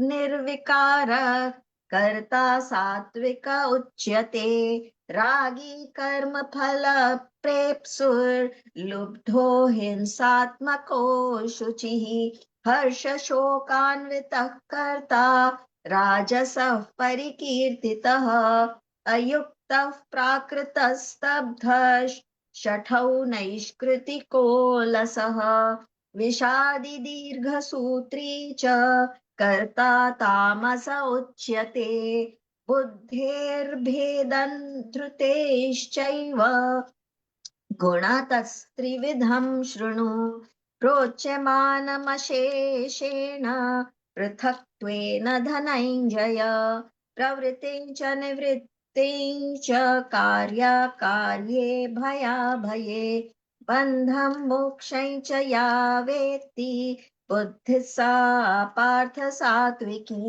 दीप जी पढ़ना चाहें तो 31 से 40 पढ़ लें। चलिए अपने नित्यक्रम लीन होंगे, हम पढ़ते हैं। ये या धर्म अधर्म च कार्यम एव च ऐथावत् प्रजानाति बुद्धि सा पार्थ राजसी अधर्मम धर्म मिति या मन्यते तम स आवर्ता सर्वर्थान विपरीतां स बुद्धि सा पार्थ तामसी धतया या धार्यते मन प्राणेन्द्रिय क्रिया योगिना वे विचारिण्या धृति सा पार्थ सात्विकी या तो धर्म कामार्थं धरित्याधारते अर्जुन परसंगेन बलाकांक्षी धरती सा पार्थ राजसी या स्वप्नम भयम शोकम विषादम मदम एव च न विमुञ्चन्ति दुर्मेधा धरती सा पार्थ राजसी सुखम त्रिविधानि त्रिविधं शृणु मे भरतर्षभ अभ्यासादरं ते यत् दुःखान्तं च निगच्छति यत् अग्रे विस्मीवे परिणामे अमृतोपमम् तत्सुखम सात्विकम प्रोक्तम आत्मबुद्धि प्रसादजम विषेन्द्रिय संयोगात् यत् अग्रे अमृतोपमम् परिणामे विस्मीय तत्सुखम राजसम यद अग्रे च अनुबंधे च सुखम मोहनम आत्मने निर्दालास्य प्रमादोत्तम तत्तामसम उदाहृतम न तदस्ति पृथिव्यां वा दिवि देवेषु वा पुनः सत्वं प्रकृतिर्जय मुक्ति देवी स्थिरभिर्गुणे ओम तत्सदिति श्रीमद्भगवद्गीतासु उपनिषत्सु ब्रह्म सूत्रे कृष्ण अर्जुन संवादे 18 अध्याय पूर्वार्धो श्री कृष्णार्पणमस्तु। हरिये नमः हरिये। आइए 18 अध्याय का अध्ययन करते हैं। लगता था ऐप नहीं चलेगी, लेकिन ऐप चल रही है। हालांकि मैं अपनी साधक संजीवनी लेकर के बैठा था कि कहीं कोई प्रॉब्लम न रहे, क्योंकि घर में है तो सब साधन उपलब्ध है। अर्जुन पूछता है संन्यास और त्याग के बारे में कि संन्यास और त्याग की कैसी अलग अलग तत्व है, मैं जानना चाहता हूँ। भगवान इसको त्याग से स्टार्ट करते हुए कहते हैं, कुछ लोग कहते हैं, सन्यासी कहते हैं काम्य परम सभी कर्म दोषपूर्ण सभी कर्मों को त्याग दो। दूसरा ये कहता है काम्य कर्मों को त्याग दो, जो करने योग्य कर्म है उनको त्याग दो। लेकिन जो कर्म योगी वो कहते हैं कर्म फलों को त्यागो या यज्ञ दान तप को छोड़ के अन्य कर्मों को त्याग दो। तो भगवान इस तरह से 2-4 मत अपने इस विचार में हम सबके सामने रखते हैं और कहते हैं इन संन्यास और त्याग, इन दोनों में पहले त्याग के विषय में तुम सुन रहे हो। ये त्याग 3 प्रकार का कहा गया है, राजस तमस सत्व। और कहते हैं कि यज्ञ दान तप कर्म इन त्रिगुणों का त्याग नहीं करना चाहिए, उनको तो करना ही चाहिए। यज्ञ दान तप करने वाले कर्म मनुष्यों को पवित्र कर देते हैं। और भगवान कहते हैं इन यज्ञ दान तप कर्मों को तू भी आसक्ति और फल की इच्छा का त्याग करके करना चाहिए, मेरा निश्चित किया उत्तम मत है। तो भगवान इस तरह से अपना मत जोड़ देते हैं और इसी मत को और विस्तार देते हैं। अगले श्लोक में भगवान कहना शुरू करते हैं नियत कर्म का तो त्याग करना उचित नहीं है, उसका मोहपूर्वक त्याग करना तामस कहा गया है और शरीर को कष्ट मिलेगा, इसलिए जो कर्म है वो दुख रूप है ऐसा समझ के कुछ शारीरिक परिश्रम से त्याग करते राजस त्याग है। और नारायण वो त्याग के फल को भी नहीं पाता। फिर दोबारा सत्व के बारे में सात्विक त्याग बताते हैं, केवल कर्तव्य मात्र करना है, कर्म करना कर्तव्य इसलिए करें, कौन सा कर्म के नियत कर्म, शास्त्र के आधार पर संग की आसक्ति फलेच्छा का त्याग करके जो कर्म किया जाता है वही सात्विक त्याग माना जाता है। इसी तात्विक त्याग को और विशिष्ट करते हैं कुशल और अकुशल कर्म के माध्यम से। कुशल कर्म जो मुक्ति देता है, अकुशल कर्म जो हमें संसार में फंसाता है, जो दोनों में राग द्वेष नहीं रखता, वो संदेह रहित अपने स्वरूप में स्थित होता है। ऐसा सात्विक वाला विशेष व्यक्ति मेधावी छिन्न संशय होता है, ऐसा बताते हैं। भगवान कहते हैं देहधारी मनुष्य द्वारा संपूर्ण कर्मों का त्याग करना तो संभव ही नहीं है, तो कर्म फल का त्यागी ही, जो कर्म फल त्यागी है वो ही त्यागी है, ऐसा कहा जा सकता है। लेकिन कर्म फल का त्याग करने वाले लोग क्या मिलता है वो बताते हैं। कर्म फल का त्याग न करते हैं उन लोगों को कर्मों का इष्ट अनिष्ट में से 3 तरह के फल मिलते हैं, परंतु कर्म फल का त्याग करने कहीं भी ये नहीं मिलता। तो ये कहते हैं कि मृत्यु के बाद भी ये फल मिलते हैं, इष्ट अनिष्ट ये फल बताते हैं। भगवान इन फलों के बारे में बात करते करते कर्म गीता का संन्यास एक विशेष अध्याय हमारे सामने खोल के रख देते हैं कि जो अभी जो कर्म करें क्रियामाण कर्म है, इनके जो भी फल कर्म को एक कर्म समझ के न करें, अर्थात प्रकृति को पुरुष भोक्ता बना दें, तो ये फल बनाएंगे। ये फल हमें अनेक जन्मों तक पाप पुण्य दोनों रूप में भोगने पड़े, अच्छे बुरे दोनों फल हमारे से होंगे। ये जो फल जो क्रियमाण कर रहे हैं ये स्टोर हो जाएंगे और संचित कर्म कहलाएंगे। उसका जो हिस्सा हमें भुगतान करने को मिलेगा, भोगने को मिलेगा, अच्छा बुरा सुख दुख, वो प्रारब्ध कर्म कहलाता है। तो इन तीनों कर्म के बारे में भगवान विशेष तौर से बताते हैं। कर्म अकर्म कैसे होते हैं वो बताते हैं। क्रियमाण कर्म जो शुभ अशुभ होते हैं, शुद्ध अशुद्ध 2 तरह के उनके फल बनते हैं, एक फल अंश एक संस्कार अंश। एक दृष्ट होता है, एक दृष्ट होता है। दृष्ट के भी 2 भेद, कालिक कालांतरिक। दृष्ट मतलब अभी हमें मिल जाएगा, कुछ बाद में मिलेगा। अदृष्ट जो हमें अभी नहीं मिलेगा, जिसके भी 2 भेद बताए गए हैं, जिसको लौकिक और परलौकिक। लोक में सुख शांति समृद्धि बातें मिल जाएगी, या अलौकिक रूप से स्वर्ग आदि मिल जाएगा। इस तरह के 2 परलौकिक फल के रूप में भी बताते हैं। यहाँ बड़ी सुंदर कहानी भी आपको समझाई थी। कर्म फलों को भुगतान करे बिना कोई मुक्त नहीं होता, चाहे गलत फंसा दिया गया हो, लेकिन सजा अगर सही व्यक्ति देता है तो आपको पुराने किसी कर्म के आधार पर देते हैं, अर्थात उनसे मुक्ति संभव नहीं है। स्वर्णकार और उसकी सज्जन पुरुष की कहानी आप सबने सुनी कि किस तरह से उनको सजा मिलती है। तो जो हमारा जैसा वर्ण है वैसा हमें कर्म करना ही होगा। ये हमारे स्वभाव की संस्कार रस की प्रधानता है। संसार की कहानी ऐसे कर्म हम करते ही रहते हैं।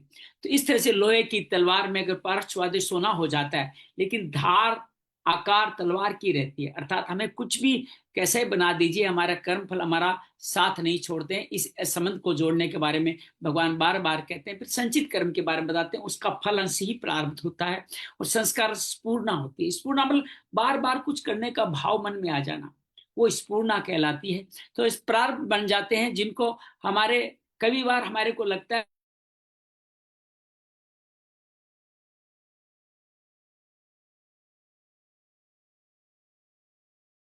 कहीं न कहीं खराबी कर देता है। तो ये कर्म का फल ऊपर नीचे कहीं भी हमारे साथ रहेगा।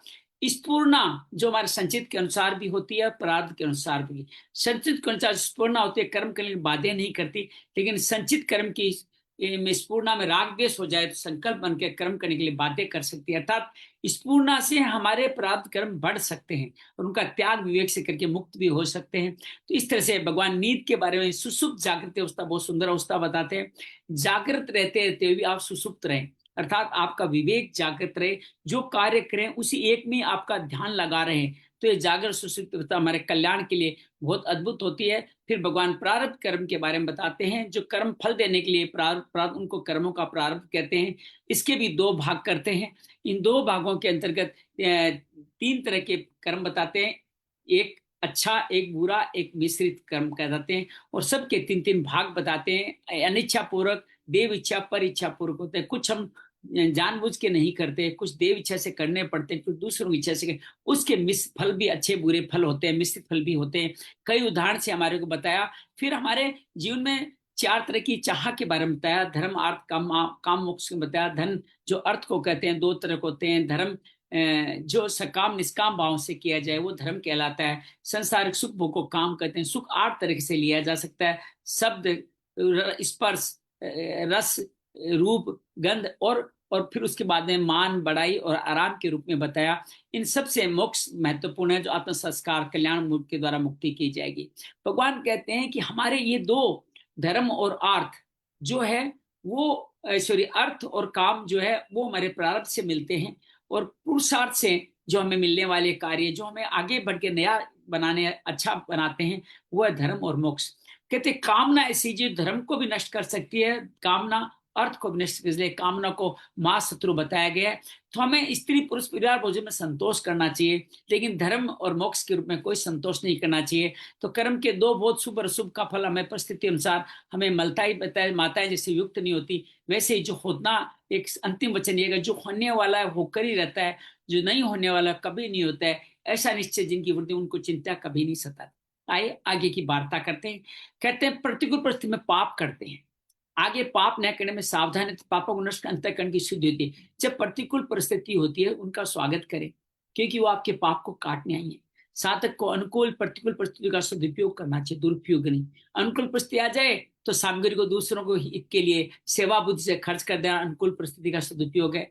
उसका सुख बुद्धि से भोग करना दुरुपयोग है, अर्थात धन संपत्ति का भोग करना दुरुपयोग है। ऐसे प्रतिकूल परिस्थिति सुख की इच्छा का त्याग करके मेरे पापों का नाश करने आई है, भविष्य में पाप न करने की सावधानी करने के लिए, मेरी उन्नति करने के लिए प्रभु कृपा जो परिस्थिति आती है उसमें परम प्रसन्न रहने वाला प्रतिकूल परिस्थिति का सदुपयोग करता है, दुखी होना दुरुपयोग करता है। मनुष्य शरीर सुख दुख के भोगने के लिए, मनुष्य शरीर सुख दुख के भोगने के नहीं है। सुख भोगने के स्वर्ग है, दुख भोगने नरक आदि है। वो भोग मनुष्य पशु पक्षी भोग गए ना, हमारी कर्म योनि है। कर्म में जो मनुष्य शरीर से सावधान नहीं होते, केवल जन्म मरण के सामान्य प्रवाह में पड़े रहते हैं। वास्तव मनुष्य शरीर सुख दुख से ऊंचा उठने के लिए, मुक्ति प्राप्ति के लिए मिला है। कर्म योनि न कि साधन योनि कहना चाहिए। प्रारब्ध कर्म फल स्वरूप जो अनुकूल प्रतिकूल परिस्थिति है, उन दोनों में अनुकूल परिस्थिति का स्वरूप से त्याग करने में मनुष्य स्वतंत्र है, पर प्रतिकूल परिस्थिति का स्वरूप से त्याग करने मनुष्य परतंत्र है, अतः उसका स्वरूप से त्याग नहीं किया जा सकता। कारण अनुकूल परिस्थिति दूसरों का हित करने, सुख देने के फलस्वरूप बनी है, वो प्रतिकूल से दूसरों को दुख देने के बनी है। इसका एक बहुत सुंदर उदाहरण बड़ा सुंदर दिया है कि श्यामलाल ने रामलाल को 100 रुपये उधार दिया। रामलाल ने वायदा किया अमुक मैंने ब्याज से लौटा दूंगा। कई बार तकादा करने के बाद लौटाया नहीं, तो उसने 5 थप्पड़ मारे और श्यामलाल ने थप्पड़ मारे। रामलाल चला गया कोर्ट में, इसने मुझे मारा है। तो वहां जाके कहता हाँ मैंने मारा है, लेकिन मेरे पैसे नहीं दिए, 5 थप्पड़ के 5 रुपए काट करके मुझे बाकी रुपए दे दीजिए। तो मजिस्ट्रेट हंसकर कहता है ये फौजदारी काट है, यहाँ पे दंड देने का प्रावधान है। आपने जूता मारा, दंड मिलेगा ही मिलेगा, और आप रुपये चाहिए दीवानी कोर्ट में जाओ। कहने का तात्पर्य अशुभ कर्मों का फल जो प्रतिकूल परिस्थिति है वो फौजदारी है, उनका स्वरूप से त्याग नहीं किया जा सकता। अनुकूल परिस्थिति में दीवानी है, उसका स्वरूप से त्याग किया जाता है। इससे सिद्ध क्या होता है, मैंने शुभ अशुभ कर्मों का विभाग अलग अलग है, शुभ कर्मों अशुभ कर्मों का अलग अलग संग्रह होता है। दोनों एक दूसरे करते पाप में पुण्य नहीं होता। और संसार में एक आदमी पुण्यात्मा सदाचारी दुख पा रहा है, एक आदमी पापात्मा दुराचारी सुख भोग रहा है। इस बात को लेकर अच्छे पुरुष भीतर शंका होती है, ईश्वर का न्याय नहीं है। ऐसी शंका द्रौपदी के मन में हुई कि वो पापी दुर्योधन तो भुगत रहा, हम जंगलों में भुगत रहे हैं। तो युधिष्ठिर ने बड़े मुस्कुरा के बोला, युधिष्ठिर का जो सुख पाने की इच्छा से धर्म का पालन करते हैं वो धर्म के तत्वों को नहीं जानते, वे तो धर्म को नहीं जानते, पशुओं की तरह सुख भोगने के लिए और दुख से भयभीत होते हैं, बेचारे धर्म के चक्कर में कैसे जाने। इसलिए मनुष्य की मनुष्यता इसी में अनुकूल प्रतिकूल परिस्थिति की परवाह न करके केवल धर्म अर्थात कर्तव्य का पालन करते हैं। इसका समाधान है कि अभी पुण्यात्मा जो दुख पा रहा है वो पूर्व योनि जन्म का पाप का फल है, अभी किए पुण्य का नहीं। ऐसे अभी पापात्मा जो सुख भोग रहा पूर्व किसी जन्म किए पुण्य का फल, अभी किए पाप का नहीं है। इसमें एक तात्विक बात हो रहा है, कर्म के फल जो अनुकूल परिस्थिति होती है उसमें सुखी होता है, प्रतिकूल परिस्थिति से दुखी होता है, ऐसी बात नहीं है। अनुकूल परिस्थिति आने पर मन में अभिमान हो गया, घृणा हो गई, ईर्ष्या हो गई, ऐसी सुना होती, जलन हो गई, दुर्भाव हो गए, संपत्ति कैसे नष्ट हो, नीचे दिखाने चेष्टा बड़े बड़े करोड़पतियों सुखी व्यक्तियों में होती है। तो सुख सामग्री अपने पास सुखी नहीं होता, बारिश सामग्री जो भ्रम होता है वो मुझसे बड़ा है, सुखी है। ऐसे विरक्त त्यागी मनुष्य को देख करके भोग सामग्री मनुष्य को उस पर दया आती है कि बेचारे पास धन संपत्ति आदि सामग्री बेचारा बड़ा दुखी है, परंतु वास्तव में विरक्त में बड़ी शांति प्रसन्नता है। वो धन किसी धनी के पास नहीं, धन का होना मात्र सुख नहीं है, धन का अभाव दुख नहीं है। सुख नाम हृदय की शांति प्रसन्नता का है, दुख नाम हृदय के जलन और संताप का है। बड़ी सुंदर लाइन है, सुख शांति का नाम, हृदय की शांति प्रसन्नता ही सुखी है, हृदय की जलन ही संताप ही दुख है। पुण्य और पाप का फल भोगने के नियम नहीं है। पुण्य तो निष्काम पाप से भगवान के अर्पण करने समाप्त हो सकता है, वो भी समाप्त कर सकते हो, परंतु पाप भगवान के अर्पण करने समाप्त नहीं तो उसका फल भोगना ही पड़ता है। भगवान की आज्ञा के विरुद्ध किए कर्म भगवान के अर्पण कैसे हो सकते हैं? अर्पण करने वाले भगवान के विरुद्ध कर्मों को भगवान के अर्पण कैसे कर सकता है? भगवान के आज्ञा अनुसार किए कर्म भी भगवान को अर्पण होता है। इस समय एक कहानी बड़ी सुंदर है। एक बार राजा अपनी प्रजा से हरिद्वार गया, सब तरह के लोग थे, एक सेठ भी था, एक ब्राह्मण भी था, एक चमार भी था। चमार सेठ से देख करके उनसे थोड़ी ईर्ष्या करता था, इतना पैसे वाला क्यों है ये, तो कहता है जो सेठ करेगा वही मैं करूंगा। तो सेठ जी वहां गंगा में संकल्प ले रहे होते हैं। संकल्प लेके कहते हैं, संकल्प की जगह कहते हैं मैंने इस ब्राह्मण को 100 रुपए दे रखे थे, मैं आज आपको समर्पित करता हूँ। गंगा को समर्पित कर दिया अपना पुण्य वो, और अपना ऋण त्याग दिया। चमार ने भी कहा कि मैंने इसी सेठ से 100 रुपए ले गए, मैं भी उस 100 रुपए को यहाँ अर्पित करता हूँ, मैं भी ऋण मुक्त हो जाऊंगा। ऐसा करके वो अपना कार्य पंडित समझ नहीं पाता और अपना वो जो लिया हुआ लोन है वो वहां समर्पित कर देता है। समय आने पे फसल अच्छी होती है। पहले ब्राह्मण सेठ के पास पहुंच जाता है, आपने मुझे 100 रुपए देते, अपने ब्याज से ले लीजिए, मेरी फसल बहुत अच्छी, आपका बहुत बहुत धन्यवाद। ब्राह्मण सेठ कहता है मैं नहीं ले सकता, मैंने आपका जो कर्जा आपको दिया था वो गंगा माँ को समर्पण कराया। सेठ ब्राह्मण कहता है नहीं, मैंने कोई आपसे दान नहीं लिया, उधार लिया था, मेरे पैसे लीजिए। कहता है मैं नहीं ले सकता, मेरे पास, मैं उसका मालिक ही नहीं रहा, भगवान मालिक बन गए, तुम किसी और को, कन्या को, स्त्री कन्या को, बहन को दान कर दो, मैं नहीं लूंगा। फिर चमार के पास रुपए लेने जाते तो कहता है रुपये ला। वो कहता है मैंने तो आपका दिया वहां दान कर दिया।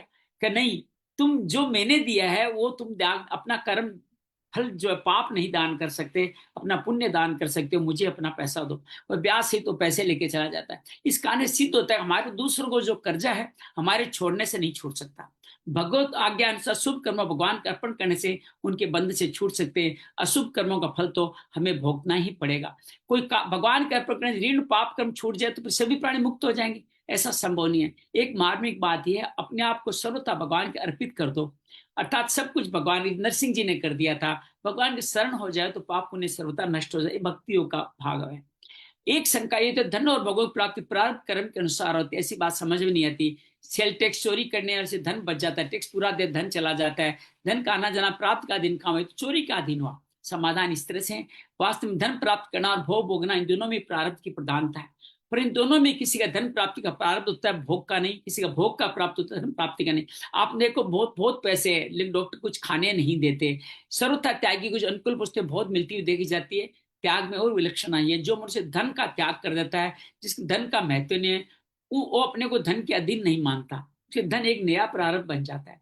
धन का त्याग करना, धन एक नया प्राप्त बन जाता है, वो त्यागी के लिए एक बड़ा भारी पुण्य बनता है, जिसे एक नया प्राप्त बन जाता है। धन का त्याग कर दिया, धन मेरे लिए नहीं है, तो आप पुण्य कर्म बन गया, उसका भी फल बनने वाला है। दान नहीं धीणो नहीं, नहीं रुपयो रोक, जीवन बैठे रामदास आन मिले सब थोक। कुछ भी नहीं है लेकिन रुपया भी नहीं है, लेकिन सब कुछ मिल रहा है, अर्थात उसको किसी दया मित्र से कामदा मिलना से प्राप्त के अनुसार जीवन निर्वाह की सामग्री मिलती रहती है। अगर धन का प्रारब्ध नहीं है, चोरी करने पर भी धन मिलेगा नहीं, चोरी किसी प्रकट हो जाए बचाओ धन भी चला जाता है, दंड और मिलेगा। ये टैक्स चोरी वालों के बारे में आता है। यहाँ दंड मिले या नहीं मिले, मान लो यहाँ बच भी गए, परलोक में तो दंड जरूर मिलेगा, इसे बच नहीं सकेगा। प्रारब्ध और चोरी करने धन मिल भी जाए तो उसका धन का उपयोग नहीं होगा, वह धन बीमारी, चोरी, डाके, मुकदमे में चला जाएगा। धन जितने दिन टिकने वाला उतने दिन टिकेगा, फिर नष्ट हो जाएगा। इतना नहीं, इनकम टैक्स आदि की चोरी करने के संस्कार भीतर पड़े हैं, संस्कार जन्म दान तो उसे चोरी करने उकसाते रहेंगे, वो उनके कारण दंड पाता ही रहेगा। अगर धन का प्रारब्ध है तो कोई गोद ले लेगा, मरता हुआ कोई व्यक्ति वसीयत लिख देगा, मकान बनाते इसमें गड़ा हुआ धन मिल जाएगा। इसका प्राप्त के साथ जो धन मिलने वाला किसी न किसी कारण से तो मिलेगा ही मिलेगा। प्राप्त होने वाला धन मनुष्य को मिलता ही है, देव भी उसका उल्लंघन नहीं कर सकते कि न तो मैं शोक करता हूं, न ही मुझे विस्मय होता है, क्योंकि जो हमारा है वह दूसरों का हो नहीं सकता। पर मनुष्य प्राप्त तो विश्वास करता नहीं, अपने पुरुषार्थ पर भी विश्वास नहीं करता, वह हम मेहनत से कमा कर खा लेंगे ऐसा नहीं मानता। वो चोरी दुष्कर्म प्रवृत्ति होती है, हृदय में जलन होती है, छिपाव करना पड़ता है, दंड भुगतना पड़ता है। मनुष्य विश्वास संतोष रखे तो हृदय में शांति आनंद प्रसन्नता रहती है, आने वाला धन भी आता है। जितना जीने का प्राप्त उतना जीवन निर्वाह की सामग्री भी किसी न किसी तरह से मिलती ही रहेगी। जैसे व्यापार में घाटा लगना, घर में किसी की मृत्यु होना, बिना कारण अपयश अपमान होना, प्रतिकूल परिस्थिति कोई भी नहीं चाहता फिर भी वो आती है। ऐसी अनुकूल परिस्थिति भी आती है, उसको कोई रोक नहीं सकता। भागवत में एक जगह लिखा है, राजन प्राणियों को जैसे इच्छा क्यों ना, ये 11वें अध्याय की जिसकी बात उद्धव गीता में ही है। प्राणियों को जैसे इच्छा के बिना प्रारब्ध अनुसार दुख प्राप्त होते हैं, ऐसे इंद्रिय जिन्हें सुख स्वर्ग और नरक में भी प्राप्त होते हैं। तो बुद्धिमान पुरुषों को चाहिए उन सुखों की इच्छा ही न करे। जैसे धन और भोग का प्राप्त अलग अलग होता है, किसी का धन प्राप्त होता है, किसी का भोग का प्राप्त होता है, ऐसे धर्म और मोक्ष का पुरुषार्थ भी अलग अलग होता है। कोई धर्म के लिए पुरुषार्थ करता है, कोई मोक्ष के लिए। धर्म के अनुष्ठान में शरीर धन आदि वस्तुओं की मुख्यता रहती है, मोक्ष की प्राप्ति में भाव और विचार की मुख्य रहती है। एक करना होता है और एक होना होता है, दोनों विभाग अलग अलग है। करने की चीज है कर्तव्य और होने की चीज है फल। मनुष्य कर्म करने पर अधिकार है, अर्थात करने पर अधिकार है। कर्मण्य वाधिकारस्ते मां फलेषु कदाचन है। तात्पर्य अपने अपने होने की पूर्ति प्रारब्ध के अनुसार अवश्य होगी। उसके लिए होना चाहिए नहीं होना चाहिए ऐसी इच्छा नहीं करनी चाहिए। करने में शास्त्र लोक मर्यादा अनुसार करते हुए कर्म करना चाहिए। करना पुरुषार्थ के अधीन है और होना प्रारब्ध के अधीन है। लाइन अंडरलाइन कर लीजिए, करना पुरुषार्थ के अधीन है, होना प्रारब्ध के अधीन है। कि मनुष्य करने में स्वाधीन है, होने में पराधीन है। मनुष्य अंतिम खास बात के करने में सावधान रहे और होने में प्रसन्न रहे। करने में सावधान रहे, कर्म में अक्रम देखे, और जो हो रहा है उससे प्रसन्न रहे। क्रियमाण संचित प्राप्त तीनों क्रम से मुक्ति होने का क्या उपाय है, ये सार की बात अब यहाँ आई है। प्रकृति और पुरुष ये दो है। प्रकृति सदा क्रियाशील है, पुरुष में कभी परिवर्तन नहीं होता। प्रकृति से अपना संबंध मानने वाला प्रकृति पुरुष ही कर्ता भोक्ता बनता है। उससे पुरुष को जोड़ दिया तो कर्ता भोक्ता बन जाओगे। प्रकृति संबंध विच्छेद कर लो अपने स्वर में, उस पर कोई कर्म लागू ही नहीं होता, तो क्रियमान कर्म से मुक्त हो गए। प्रारब्ध संबंधी बातें इस प्रकार है। बोध हो जाने पर ज्ञानी का प्राप्त होता है। ज्ञानी को पता चल जाता है कि मेरा ये प्रारब्ध के कारण मुझे किडनी खराब हुई है, लेकिन फिर भी उसका प्रारब्ध बना रहता है। ये समझने अज्ञानियों को समझाने के लिए है खाली। अनुकूल या प्रतिकूल घटना का घट जाना ही प्राप्त है। प्राणी का सुखी दुखी करना प्राप्त का काम नहीं है, अज्ञान का काम है। अज्ञान मिटने मनुष्य सुखी दुखी नहीं होता, केवल अनुकूलता प्रतिकूलता ज्ञान होता है। ज्ञान होना दोषी नहीं है, सुख दुख रूप विकार होना दोषी है। वास्तव में ज्ञानी को प्राप्त नहीं होता। प्राप्त से मुक्त का तरीका क्या मिला? सुख दुख जो भी परिस्थिति है उसको आनंद से उसका भोजन करो। सुख भी तेरे, दुख भी तेरे, इससे प्रारब्ध से भी आप मुक्त हो सकते हो। आएंगे जरूर, लेकिन आपको टच नहीं करेंगे कि आप सुख दुख में जाते ही नहीं। जैसा प्रारब्ध होता है वैसी बुद्धि बन जाती है। एक बाजार व्यापारी एक माल की बिक्री करता है, एक व्यापारी खरीद लेता है। बाद में व्यापार तेज होता है, चांदी बढ़ गई, किसी को बढ़ गया, किसी को घट गया। हमारी श्रीमती जी रोज कहती है मैंने इतनी चांदी क्यों नहीं खरीदी। मैं मुस्कुराता हूँ, तेरे प्रारब्ध में पना लिखा ही नहीं था। तेरे प्रारब्ध में शेयर में पैसा लगा लिखा जिसमें घाटा होना था, तू चांदी कैसे खरीद लेती? तुम्हें नुकसान होना ही था, क्योंकि तुम्हारे प्रारब्ध में ऐसा लिखा हुआ है। तो प्रारब्ध के अनुसार फल भुगता है। खरीदने बेचने की क्रिया है, न्याययुक्त की जाए अन्याययुक्त की जाए, इसमें मनुष्य स्वतंत्र है। क्या खरीदना क्या बेचना पहले से प्रारब्ध का हिस्सा है। लेकिन न्यायपूर्वक अन्यायपूर्वक करोगे तो पाप कर्म बनेगा, न्यायपूर्वक करोगे तो पुण्य कर्म बनेगा, उसका फिर प्रारब्ध बनेगा। एक आदमी के हाथ से गिलास टूट जाता है, असावधानी है प्रारब्ध। कर्म करते समय सावधान रहना चाहिए, पर जो हो गया उससे प्राप्त होनहारी मान, आपसे कुछ नुकसान हो गया, सावधानी रखनी चाहिए। लेकिन हो गया तो क्यों हुआ? अपराध के अनुसार हुआ। यदि तू सावधानी रखता तो गिलास न टूटता। इसे समझना चाहिए कि आगे से सावधानी रखती, दोबारा ऐसी गलती नहीं हो। वास्तव में जो हो गया उसे असावधानी होनहार अर्थात प्रारब्ध मानना चाहिए। करने में सावधान होने में प्रसन्न होना चाहिए। प्रारब्ध से होने वाले और कुपत्य से होने वाले रोग में क्या फर्क है? देखिए, दो तरह के रोग होते हैं। आप गलत चीज खा रहे हो, वो दवाई से मिट जाएगा, लेकिन प्रारब्ध का रोग दवाई से नहीं मिटेगा। महामृत्यु मंत्र का जप यज्ञ आदि अनुष्ठान करने से प्राप्त रोग भी कर सकते हैं, अगर अनुष्ठान पर बल हो तो। रोग दो प्रकार के होते हैं, आदि और व्याधि, मानसिक शारीरिक। आदि के भी दो भोग है, एक तो शोक चिंता आदि और दूसरा पागलपन। चिंता शोक आदि तो अज्ञान से होते हैं, पागलपन प्रारब्ध से होता है। अतः ज्ञान होने पर चिंता शोक तो मिट सकते हैं, प्रारब्ध के अनुसार पागलपन हो सकता है। हाँ, पागलपन होने पर भी ज्ञानी के द्वारा अनुचित शास्त्र निषिद्ध क्रिया है। कई पागल बड़े संत होते हैं, मुस्कुराते रहते हैं, कई पागल मारते हैं कूटते हैं, तो ये फर्क है उनके प्रारब्ध का, ज्ञानी है कि क्या है। एक नया सवाल आ रहा है, थोड़ा समय ले रहे हैं लेकिन इसे संपूर्ण करना चाहते हैं। आकस्मिक मृत्यु और अकाल मृत्यु में क्या फर्क है? कोई व्यक्ति सांप कट्टे से मर जाए, अचानक ऊपर गिर से मिर जाए, पानी में डूब के मर जाए, हार्ट फेल से मर जाए, दुर्घटना मर जाए, तो ये उसकी आकस्मिक मृत्यु है। स्वाभाविक मृत्यु की तरह आकस्मिक मृत्यु भी प्रारब्ध के अनुसार आयु पूरी होने पर ही होती है। ये समझ मत छोड़िएगा काल मृत्यु हो गई तो क्यों हो गई, ये ऐसा सही नहीं है। नहीं, वो सभी प्रारब्ध के अनुकूल, उनकी आयु खत्म होगी, प्रारब्ध के अनुकूल होते, बहाना कुछ भी होता है। कोई व्यक्ति आत्महत्या कर ले, फांसी लगाकर, कुएं कूदकर, गाड़ी से नीचे आकर, छत से कूदकर, जहर खाकर, आग लगा मर जाए, उसकी अकाल मृत्यु, ये अकाल मृत्यु कहलाती है। वो अकाल मृत्यु नहीं, ये अकाल मृत्यु कहलाती है। ये मृत्यु आयु के रहते हुए होती है। आत्महत्या करने वाले मनुष्य को हत्या का पाप लगता है। अतः ये नया पाप कर्म है, प्रारब्ध नहीं। ये नया कर्म किया, इसका फल आगे भुगतना पड़ेगा। एक संत तो कहते हैं, जो समय से भाग करके आत्महत्या की है, जीवन वापस उसी समय से शुरू होगा। अर्थात वो कर्म पहले भुगतना पड़ेगा जो छोड़ के भागे हो। जेल छोड़ के भाग जाओ तो आपको जेल ला करके नई सजा तो मिलती है भागने की, लेकिन पहले पुरानी सजा वो तो भुगतनी पड़ेगी। उसी तरह आत्महत्या करने वाले को वो फल जरूर भुगतना पड़ता है। तो मनुष्य से परमात्मा प्राप्ति के लिए मिला है, तो आत्महत्या करके नष्ट करना बड़ा भारी पाप है। कई बार आत्महत्या की चेष्टा करने पर मनुष्य बच जाता है, मरता नहीं है। अब क्यों बचता है?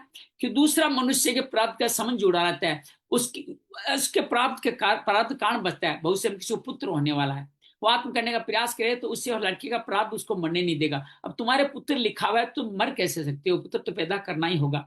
उस व्यक्ति को विशेष अच्छा काम होने वाला, लोगों का उपकार होने वाला है, इसी जन्म में इसी प्रारब्ध का कोई सुख दुख आने वाला है, तो आत्महत्या का प्रयास करने पर भी वो मरेगा नहीं। ये बात बड़ी सुंदर है। एक आदमी दूसरे आदमी को मार दिया, फिर जन्म के वेर का बदला ले लिया, मरने वाले के पुराने कर्मों का फल पाया, तो फिर मारने वाला क्या दोष है?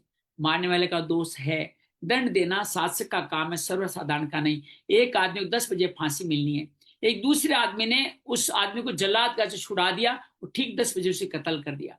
ऐसी हालत में उस कत्ल करने वाले आदमी को भी फांसी होगी।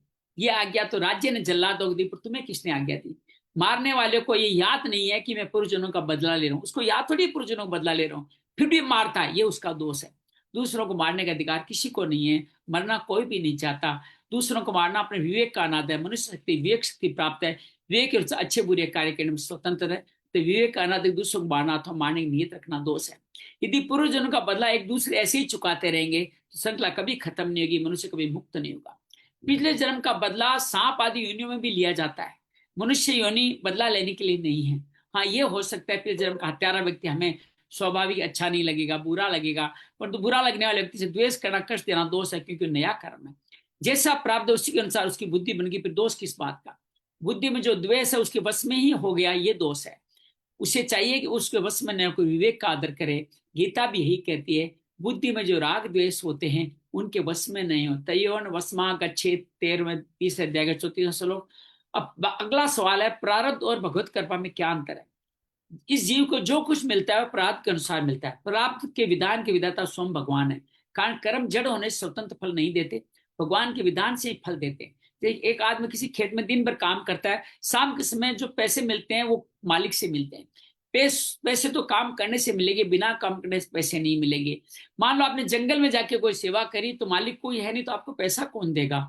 तो किसके कहने से काम किया उसकी जिम्मेदारी होती है। अगर कोई नौकर काम को बड़ी तत्परता चतुरता उत्साह से करता है तो उसको बोनस मिलता है, उसकी तत्परता गुणों को देकर खेत का हिस्सेदार भी बना लेता है। ऐसे भगवान मनुष्य उसके कर्मों के अनुसार फल देते हैं। अगर मनुष्य भगवान की आज्ञा अनुसार उन्हीं की प्रसन्नता के लिए कार्य करे तो भगवान दूसरों अपेक्षा उसको अधिक देते हैं। परंतु जो भगवान की सर्वथा समर्पित होकर कार्य करता है उस भक्त के भगवान भी भक्त बन जाते हैं, भगवान भी भक्त बन जाते हैं।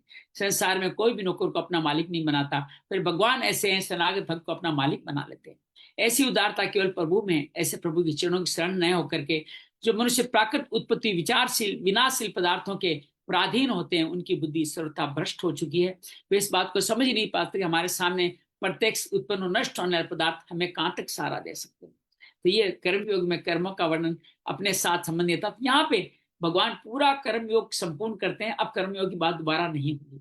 अब सांख्य योग की बात कल से शुरू करेंगे हम लोग। तो 13 से लेके 40 श्लोक तक भगवान सांख्य योग की वर्णन करेंगे और फिर कुछ गुणों का वर्णन भी करेंगे।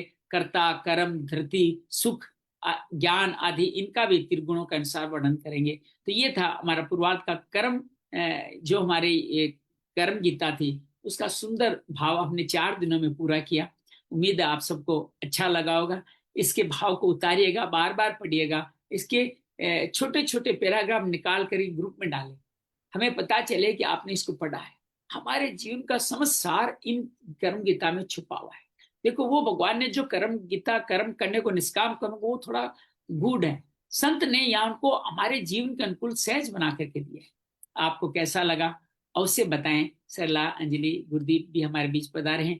आपके पिताजी की मुक्ति हुई है और वो उनके साथ आपने बहुत सुंदर तरीके से उनको घर में रख के उनकी सेवा करी, और हम सब भी उनके लिए बड़ी सुंदर प्रार्थना करते हैं कि वो जीव जिसने इतने सुंदर संस्कारों वाले संतति को उत्पन्न किया वो स्वयं कितना अद्भुत होगा।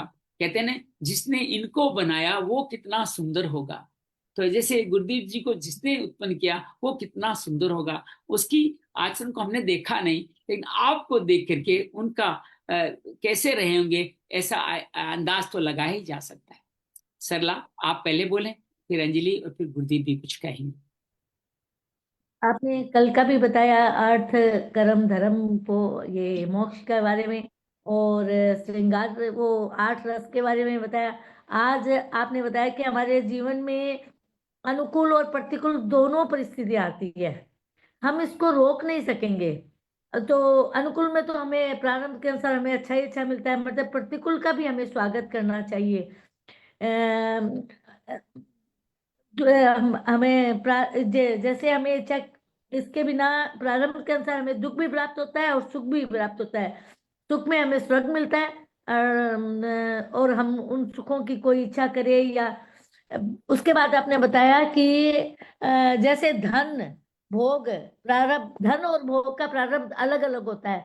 किसी को धन प्रारब्ध से मिलता है और किसी को भोग प्रारब्ध से मिलता है, दोनों ही। और फिर ये बताया कि रोग दो तरह के होते हैं, आदि और व्याधि, मतलब मानसिक और शारीरिक।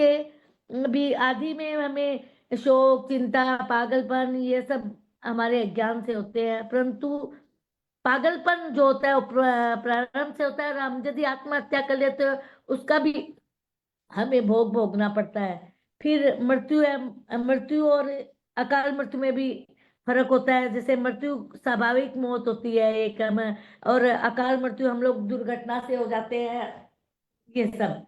और बस।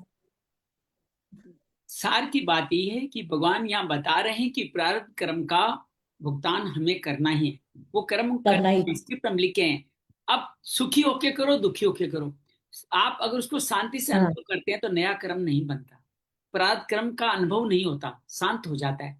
ये मिला है इसमें तो ये भी जो बताया कर्म का ना। उसका सदुपयोग करें, उसको भोगों में नहीं लगाएं। भोगों में लगाते ही प्रारब्ध का नया कर्म बनने लग जाएगा जो जन्म जन्मांतर चलेगा। अगर उन साधनों का उपभोग नहीं किया तो, अरे सदुपयोग, यज्ञ दान तप में सदुपयोग कर दिया तो वो नए कर्म नहीं बनाएगा, मुक्ति के नए क्रियमाण कर्म बना देगा।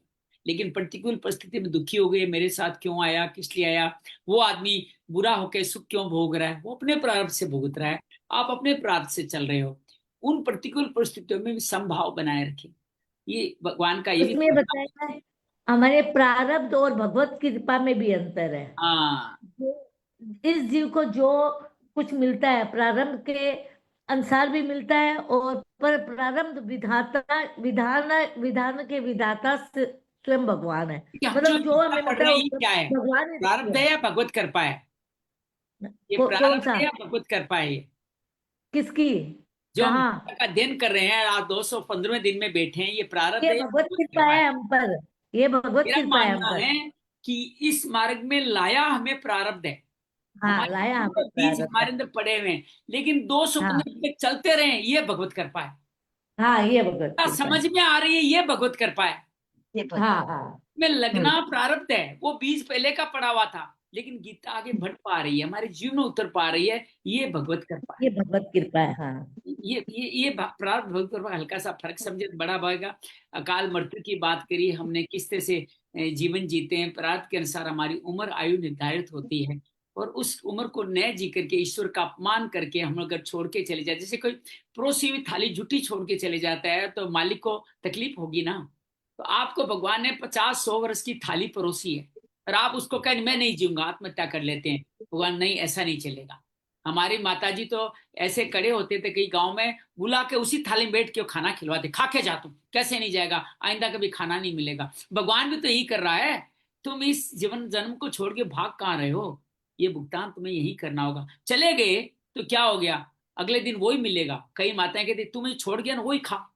तो भगवान भी कहते हैं अगर तुमने आत्महत्या कर ली तो जो छोड़ के गया है वो तो भुगतान करना ही पड़ेगा, और बासी और हो गया खाना, अर्थात अब नया कर्म फल भी तुम्हारा बन गया, अर्थात तुमने जो किया उसका पाप भी भुगतना पड़ेगा।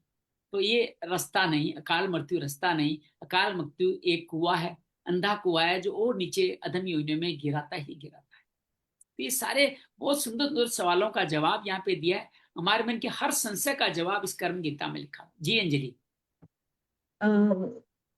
यानी कि हम जो भी कर्म करते हैं वो 5 कारण है उसके, कोई भी कर्म करने के। हमारा शरीर, कर्तापन, कर्तापन, फिर पांचों कर्मेंद्रियां, ज्ञानेंद्रियां, मन, बुद्धि, अहंकार, चेष्टा, मतलब ये सारे ना हमारे प्रारब्ध कर्मों की वजह से हम ना कुछ कर्म करते हैं। लेकिन भैया जी एक बात बताइए, जैसे किसी के मन में आत्महत्या करने का विचार आता है, तो ये विचार ही क्यों आया उसके मन में? क्या ये उसका कुछ पहले का कुछ ऐसा कर्म था या कुछ था नहीं, ये जो कि विचार। क्रियामान कर्म है, पहले का कर्म नहीं। पहले कर्म से बुरी स्थिति बनी, पहले कर्म से बुरी स्थिति बनी। अब वो, जैसे अब एक व्यक्ति ने आत्महत्या करी या किसी को मार दिया, किराया लेने आया उसको मार दिया, मेरे पैसे नहीं थे, मुझे किराया मांग रहा था, मैंने मार दिया। तो ये जो परिस्थिति जो बनी है वो प्रारब्ध के अनुसार बनी है, लेकिन उसको मारना या न मारना, उसको भुगतान करना आपका नया कर्म है। इसका फल नया बनेगा, उसका फल नया बनने वाला है। परिस्थिति प्रारब्ध है, उस परिस्थिति को स्वीकार कर लो, भगवान की मर्जी मान करके। भगवान साधना अपने आप देंगे, मुक्ति हो जाएगी। थोड़ा दुख भुगतो, कुछ तकलीफ भुगतो। हम चाहते हैं तकलीफ बिल्कुल ना आए, और किस तरह से जादू मंत्र हो जाए, या हम किसी से अनैतिक तरीके से धन आदि या कोई रिश्ता आदि अनैतिक तरह से बना ले, तो हमें अर्थ और काम मिल जाएगा। ऐसा नहीं होने वाला है, ये ऐसा होने वाला ही नहीं है। और जो ऐसा अनर्थ करोगे वो नया कर्म बनाएगा, अर्थात उसका क्रियमान का नया पाप फल बनने वाला है, जो अगले ये श्रृंखला चलाता ही रहेगा। और जो आपने जो 5 अधिष्ठान 5 हेतु बनाए, वो सांख्य योग में मुख्य रूप से जाने जाते हैं। या हम कर्म योग की बात करें, हाँ। कर्म योग में 2 ही हेतु है, प्रकृति और पुरुष। कि आप प्रकृति में रहते पुरुष को इन्वॉल्व कर लेते हो, इन्वॉल्व जो ही करते हो आपके कर्मों के फल बनने चालू हो जाएंगे, वो कर्म बन जाएगा। और फल अगर नहीं यूज करते तो एक कर्म बन जाएगा। क्रियमाण कर्म जैसे करोगे वैसे फल अभी वर्तमान में तत्कालिक भी मिलेंगे और बाद में भी मिलेंगे, लौकिक परलौकिक, तत्कालिक, कलंकारी, दृश्य अदृश्य, अनेक तरह के फल आपके क्रियमान कर्म के बनने ही वाले हैं। कुछ पाप यहाँ भुगत लोगे, कुछ पाप में भुगतना पड़ेगा। तो मरने के बांधने के बाद भी आपके क्रियामान कर्म के पाप हमें छोड़ते नहीं है। हमने देखा ये व्यक्ति को फांसी लगने वाली कहानी देखी, हमने देखा कि हमारे कर्जों का हम भाग नहीं सकते, कर्ज से भागेंगे नहीं, कर्ज बना रहेगा, हमें चुकाना ही पड़ेगा।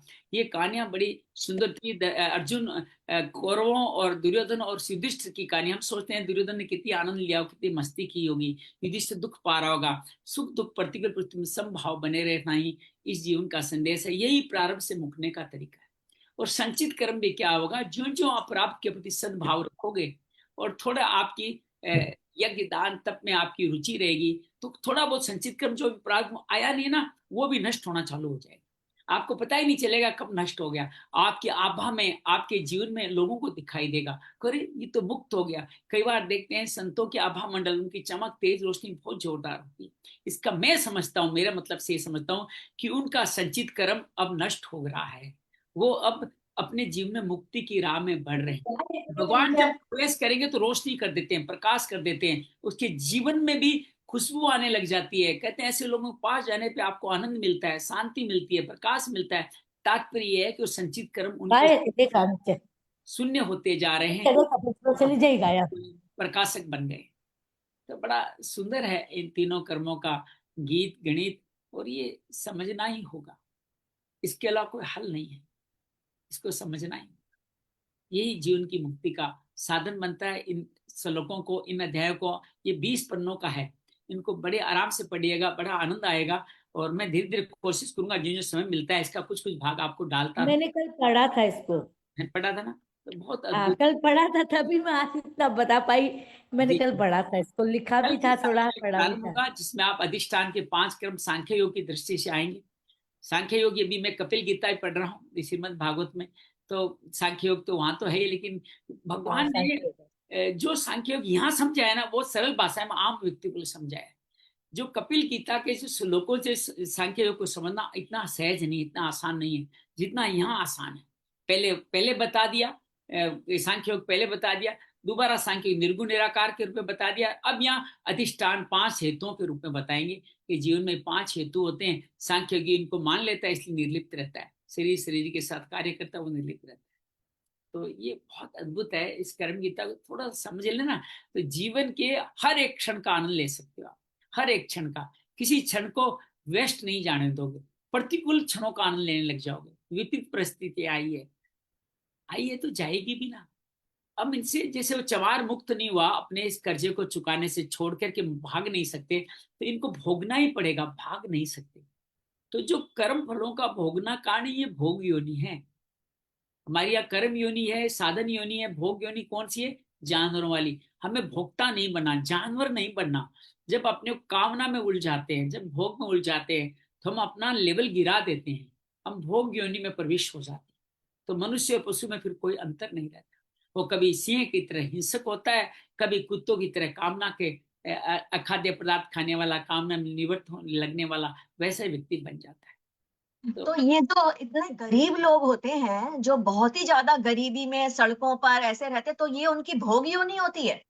नहीं नहीं, ये उनके प्रारब्ध के कारण, उनके प्रारब्ध के कारण उनको ये योनि मिली है। और आप ये मत सोचिए कि वो आनंद में नहीं है। आप ये क्यों सोचते हैं कि पैसे वाला आदमी आनंद भोग रहा है?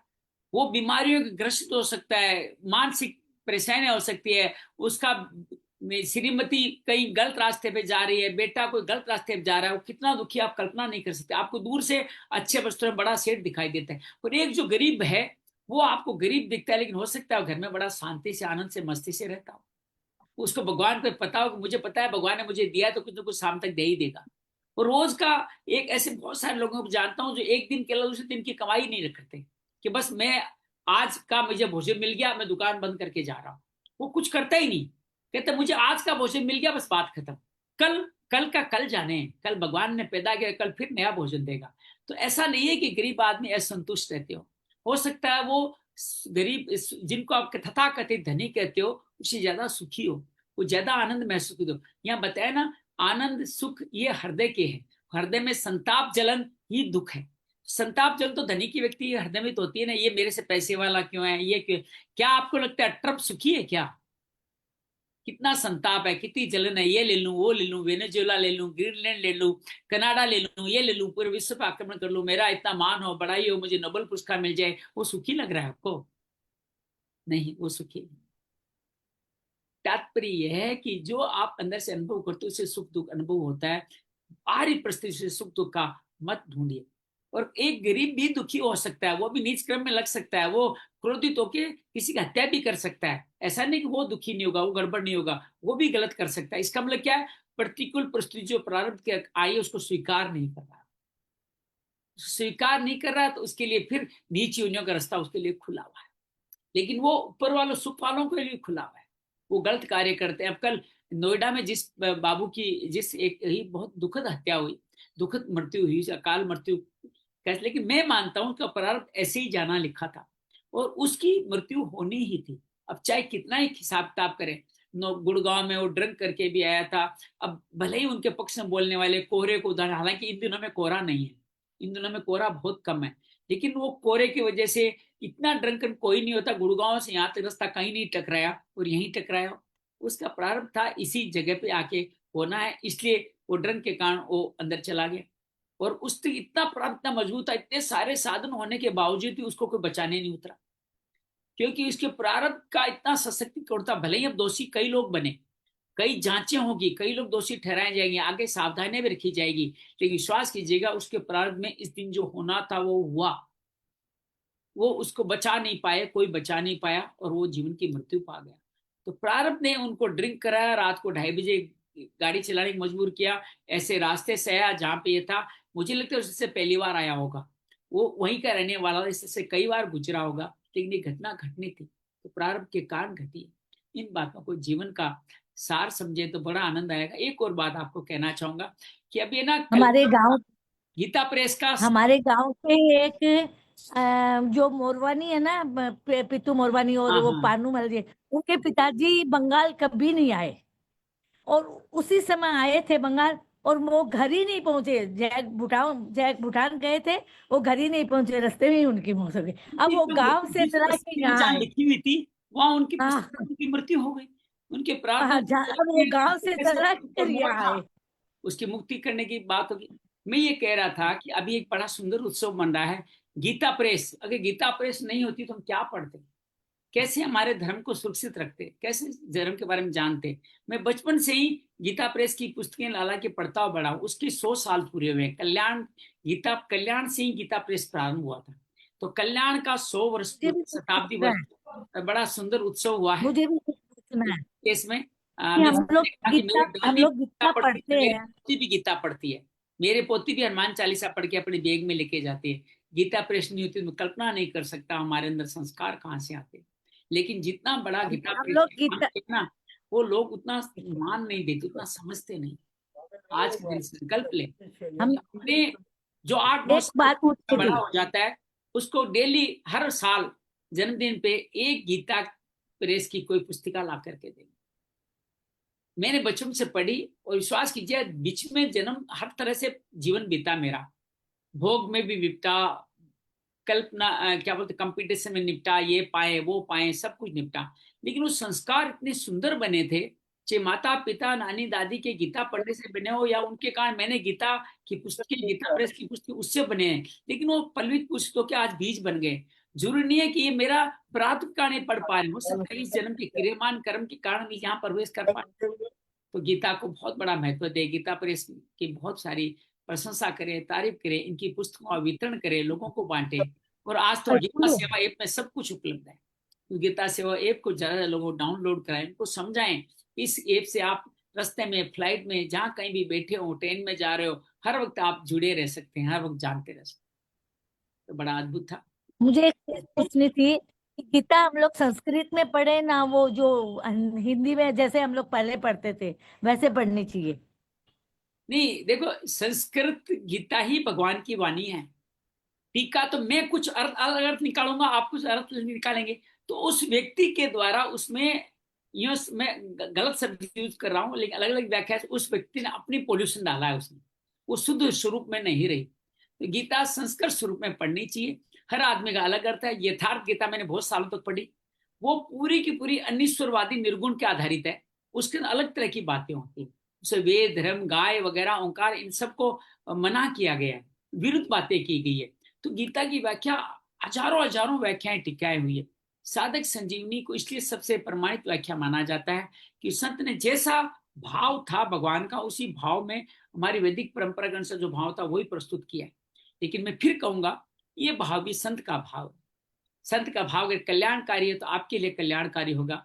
उसका भाव अहंकारकारी है कि मैं गीता पे इतना बड़ा ज्ञान लिख रहा हूं, मैं बड़ा ज्ञानी हो गया हूं, तो वो आपका अहंकार में। कल मैं देखा जिन संत जी की मैंने बहुत दिनों तक, मुझे कहना नहीं चाहिए, बहुत दिनों तक मैं तपस्या तप करता, मुझे बहुत अच्छे लगते थे, लेकिन आज जब भी उनको फोटो देखता हूँ ये आती है, जबकि उनके ग्रंथों में ये लिखा हुआ है कि ये सुख भोग की साधन सावधानें नहीं करनी चाहिए, अपने मठ मंदिर पूजा, ये अपने देवता समान पूजन अपना नहीं कराना चाहिए। रामसूत्रदास जी वाले भाव उनमें कि कल जब भी फोटो देखता हूँ उनके पार्टी, आज जेट विमान, प्राइवेट जेट विमान में संत जी यहाँ गए, आज प्राइवेट जेट विमान में संत जी यहाँ गए।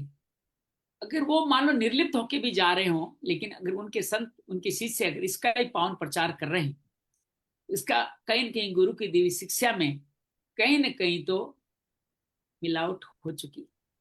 आपकी गीता प्रेस की बात से मुझे भी याद आता है, बचपन में जब हम बहुत छोटे छोटे थे तो हमारे बाबा ना किताब गीता प्रेस की कहानियों की बुक्स लेके आते थे। वीर बालिकाएं, वीर बालक, नीति की कहानियां, अच्छी दादा दादी। कहानियां, 40 अच्छी हाँ, कहानियां, अच्छे बालक, अच्छी बालिकाएं, हाँ, बालिकाएं, छोटी छोटी माताओं की होते ही, सात सती कौन है, बड़ा सुंदर है, एक लोटा पानी, एक सुंदर बहुत एक कहानी। लोटा पानी। हाँ, तो पढ़ा है ना? अभी भी मेरे पास में वो सब किताबें हैं, और हमने पता है खूब बड़ी अपनी लाइब्रेरी खूब बना ली थी। अरे वाह, वो बहुत सब सुंदर, गीता बहुत प्रेस सुंदर। की बहुत। फिर मेरी शादी हो गई, उसके बाद में अपने बच्चों के लिए मैं वहां से ना ये किताबें उठा उठा के लाने लगी थी। बहुत बढ़िया, बहुत अभी सुंदर भी है। कार्य करें, बहुत सुंदर कार्य। हम्म। ये काम तो तो पता नहीं, मैं भारत में जन्म लिया इस कारण से हमें मिल गया, बाकी लोगों हाँ, खाली भारत में विश्व का कल्याण करें। अब जो ऐप बनाई है, मैंने देखा चाइना में भी एक काम करती है, हर एक लोगों के लिए रास्ता सुलभ हो गया है कि आप कोई भी ग्रंथ जब चाहे जैसे मर्जी चाहे जब पढ़ सकते हो, तब आपका कल्याण हो सकता हम्म। है। गुरुदेव जी कुछ कहें आप?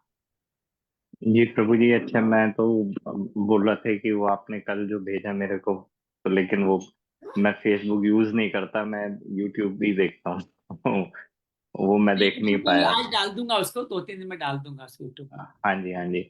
और अभी जैसे आपने बोली कि वो संत वहां पर जा रहे थे प्राइवेट जेट से, तो लेकिन भगवान ने तो बता रखा है 10वें अध्याय में, मैं उस दिन पढ़ रहा था, हम लोगों ने अध्ययन करा कि आपके गुरु या संत जिसको कि आप मन से भी मानते हो चाहे वैसे भी मानते हो, उनके आचरण पे ध्यान ना दें, वो जो दे वो उसके ऊपर आप फोकस करें, वो आपको क्या देना आप उसको स्वीकार करें। क्योंकि देखो, अगर हम इस चक्कर में पड़ेंगे कि संतों के परिवार भी हैं, सब कुछ है, तो वो थ्रू द प्रोसेस इंसान के थ्रू से ही तो हो रहा है ना, कि वो कैसे करे। अगर हम इसके अंदर करेंगे तो फिर घृणा हो जाएगी, बिल्कुल, क्या दे रहे हमें हैं क्या उनके करेंगे। आचरण पे नहीं, उनके उनके परिणाम पे जाना चाहिए। उन्होंने जो दिया है हाँ उसका जी, परिणाम शुभ है तो आचरण मैटर नहीं करता।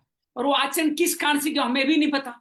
हो सकता है उनका हम्म। कोई भक्त जबरदस्ती लेके गया हो हाँ जी, हाँ सकता जी, है बिल्कुल। जीवन में ऐसी असमर्थ हो कि वो किसी तरह से ट्रेन में या फ्लाइट में चढ़ ही नहीं सकते हो, चढ़ ही और ना सकते, उनके बिल्कुल भक्त ठीक। चाहते हो ये आए।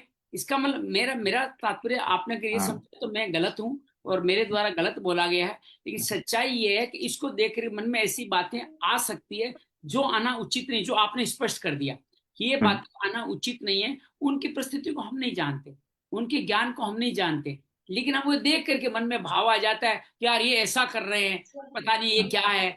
इस तरह करके हम बहुत ज्यादा मन में अपने क्लोशिता ला सकते हैं, जो गलत है। आपने बिल्कुल सही कहा कि हम उनके आचरण को देखें, उनके द्वारा हमारे जीवन में क्या मिला उसको देखें। मैं तो कई बार ये कहता हूं कि रावण, शिशुपाल, हिरण्यकश्यप ये लोग भी बड़े कल्याणकारी थे। इन्होंने ये तो बताया कि ऐसे कर्म पे चलने से आपको नुकसान होगा, आपको अपथ्य का रास्ता बता दे, ये मत करना, ये ये नहीं करना। ये किसने बताया? इन लोगों ने अपने परिणाम के द्वारा बताया। ये परिणाम के द्वारा है तो इन्होंने बताया, नहीं तो पता कैसे चलता। तो ये भी कल्याणकारी है, सब अपने प्रारब्ध के हिसाब से, चाहे वो सनक आदि का श्राप लगा हो, जय विजय के कारण उन्होंने जन्म लिया हो, जो कुछ भी लिया हो, लेकिन भगवान ने उनको मुक्ति प्रदान करी। अपने श्रीमद् भागवत जब आप पढ़ेंगे तो देखेंगे जय विजय के प्रति भगवान बड़ी करुणा रखते हैं। जो उनको 3 जन्म सनकादि के श्राप से मिले, लेकिन उनके प्रति बड़ी करुणा रखते हैं कि तुम किसी जन्म में मुझे भूलोगे नहीं। और सब ने बहुत तप किया था, सब ने बहुत तप किया था, लेकिन उनके ऋषि का श्राप ऐसा था और उसके कारण स्वयं भगवान उनको मुक्ति देने के लिए पधारे। तो उनका सौभाग्य कोई कम नहीं था। हम चाहे रावण रोज जलाते रहें, लेकिन विश्वास कीजिएगा रावण आज भी भगवान के बैकुंठ के द्वार पे द्वारपाल बन के खड़ा है और भगवान को बहुत प्रिय है। ये बात और समझ लीजिए बस। बिल्कुल आपने सही कहा, कहीं मुझसे गलती है उसके लिए मैं क्षमा प्रार्थी हूँ। हमें बिल्कुल नहीं देखना चाहिए कि कौन क्या कर रहा है, क्या नहीं कर रहा है, किस हिसाब से। और ये हमारी छोटी बुद्धि के अलावा कुछ नहीं, क्षुद्र बुद्धि है जो खाली ये देखती है इस फोटो। आजकल फोटो पता नहीं, बहुत सारी फोटो तो आज के जमाने में कल्पित नहीं होती, AI। एआई से AI। बना तो सीधी फोटो भी डाल देते हैं। उसके हिसाब से हम अगर मन में भाव कर लाते हैं तो बात उचित नहीं है। और हो सकता है वो तो शिष्य ने डाला ना, भगवान ने थोड़ी डाला। वो क्यों डाल रहा है, हम्म। क्या डाल रहा है, अपना रूप दिखा रहा है, हम्म। उसको नहीं दिखा रहा हम्म। कि मैं भी हम्म। इस जेठ विमान में बैठा हूं, ये दिखा रहा है। वो ये उसका दिखा अपना रहा है, बिल्कुल अहंकार ठीक। दिखा रहा है, वो अपना कर्म दिखा रहा है। वो कह रहा है मेरे भी प्रारब्ध ऐसा है, मैं जेठ विमान में इनके कारण से चल पा रहा हूँ।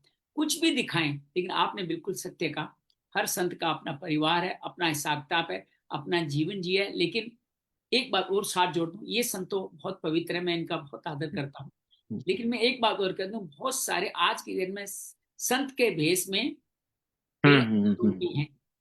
हम्म। अर्थात हम्म। कई अन्य खाल ओढ़े कई अन्य लोग भी हैं, उनके प्रति सावधान रहें।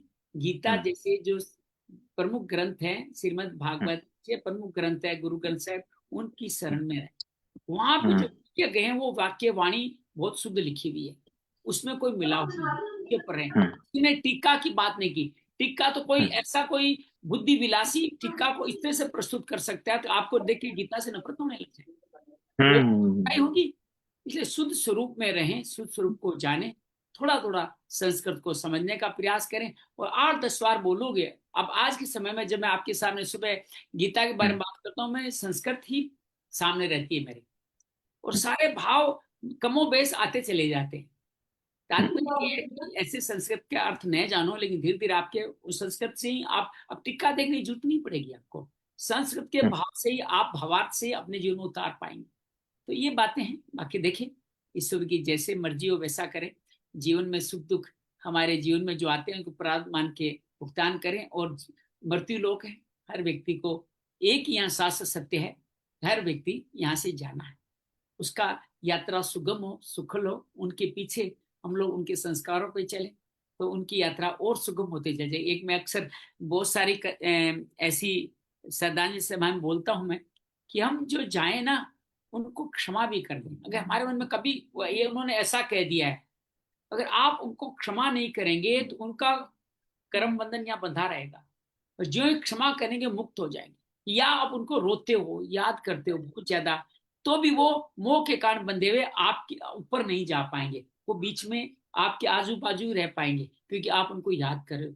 तो उनको कर्म फल की उनसे कुछ इच्छा नहीं रखते हुए आप परम लोक जाएं, हमसे कोई गलती हो तो हमें आप क्षमा कर दें।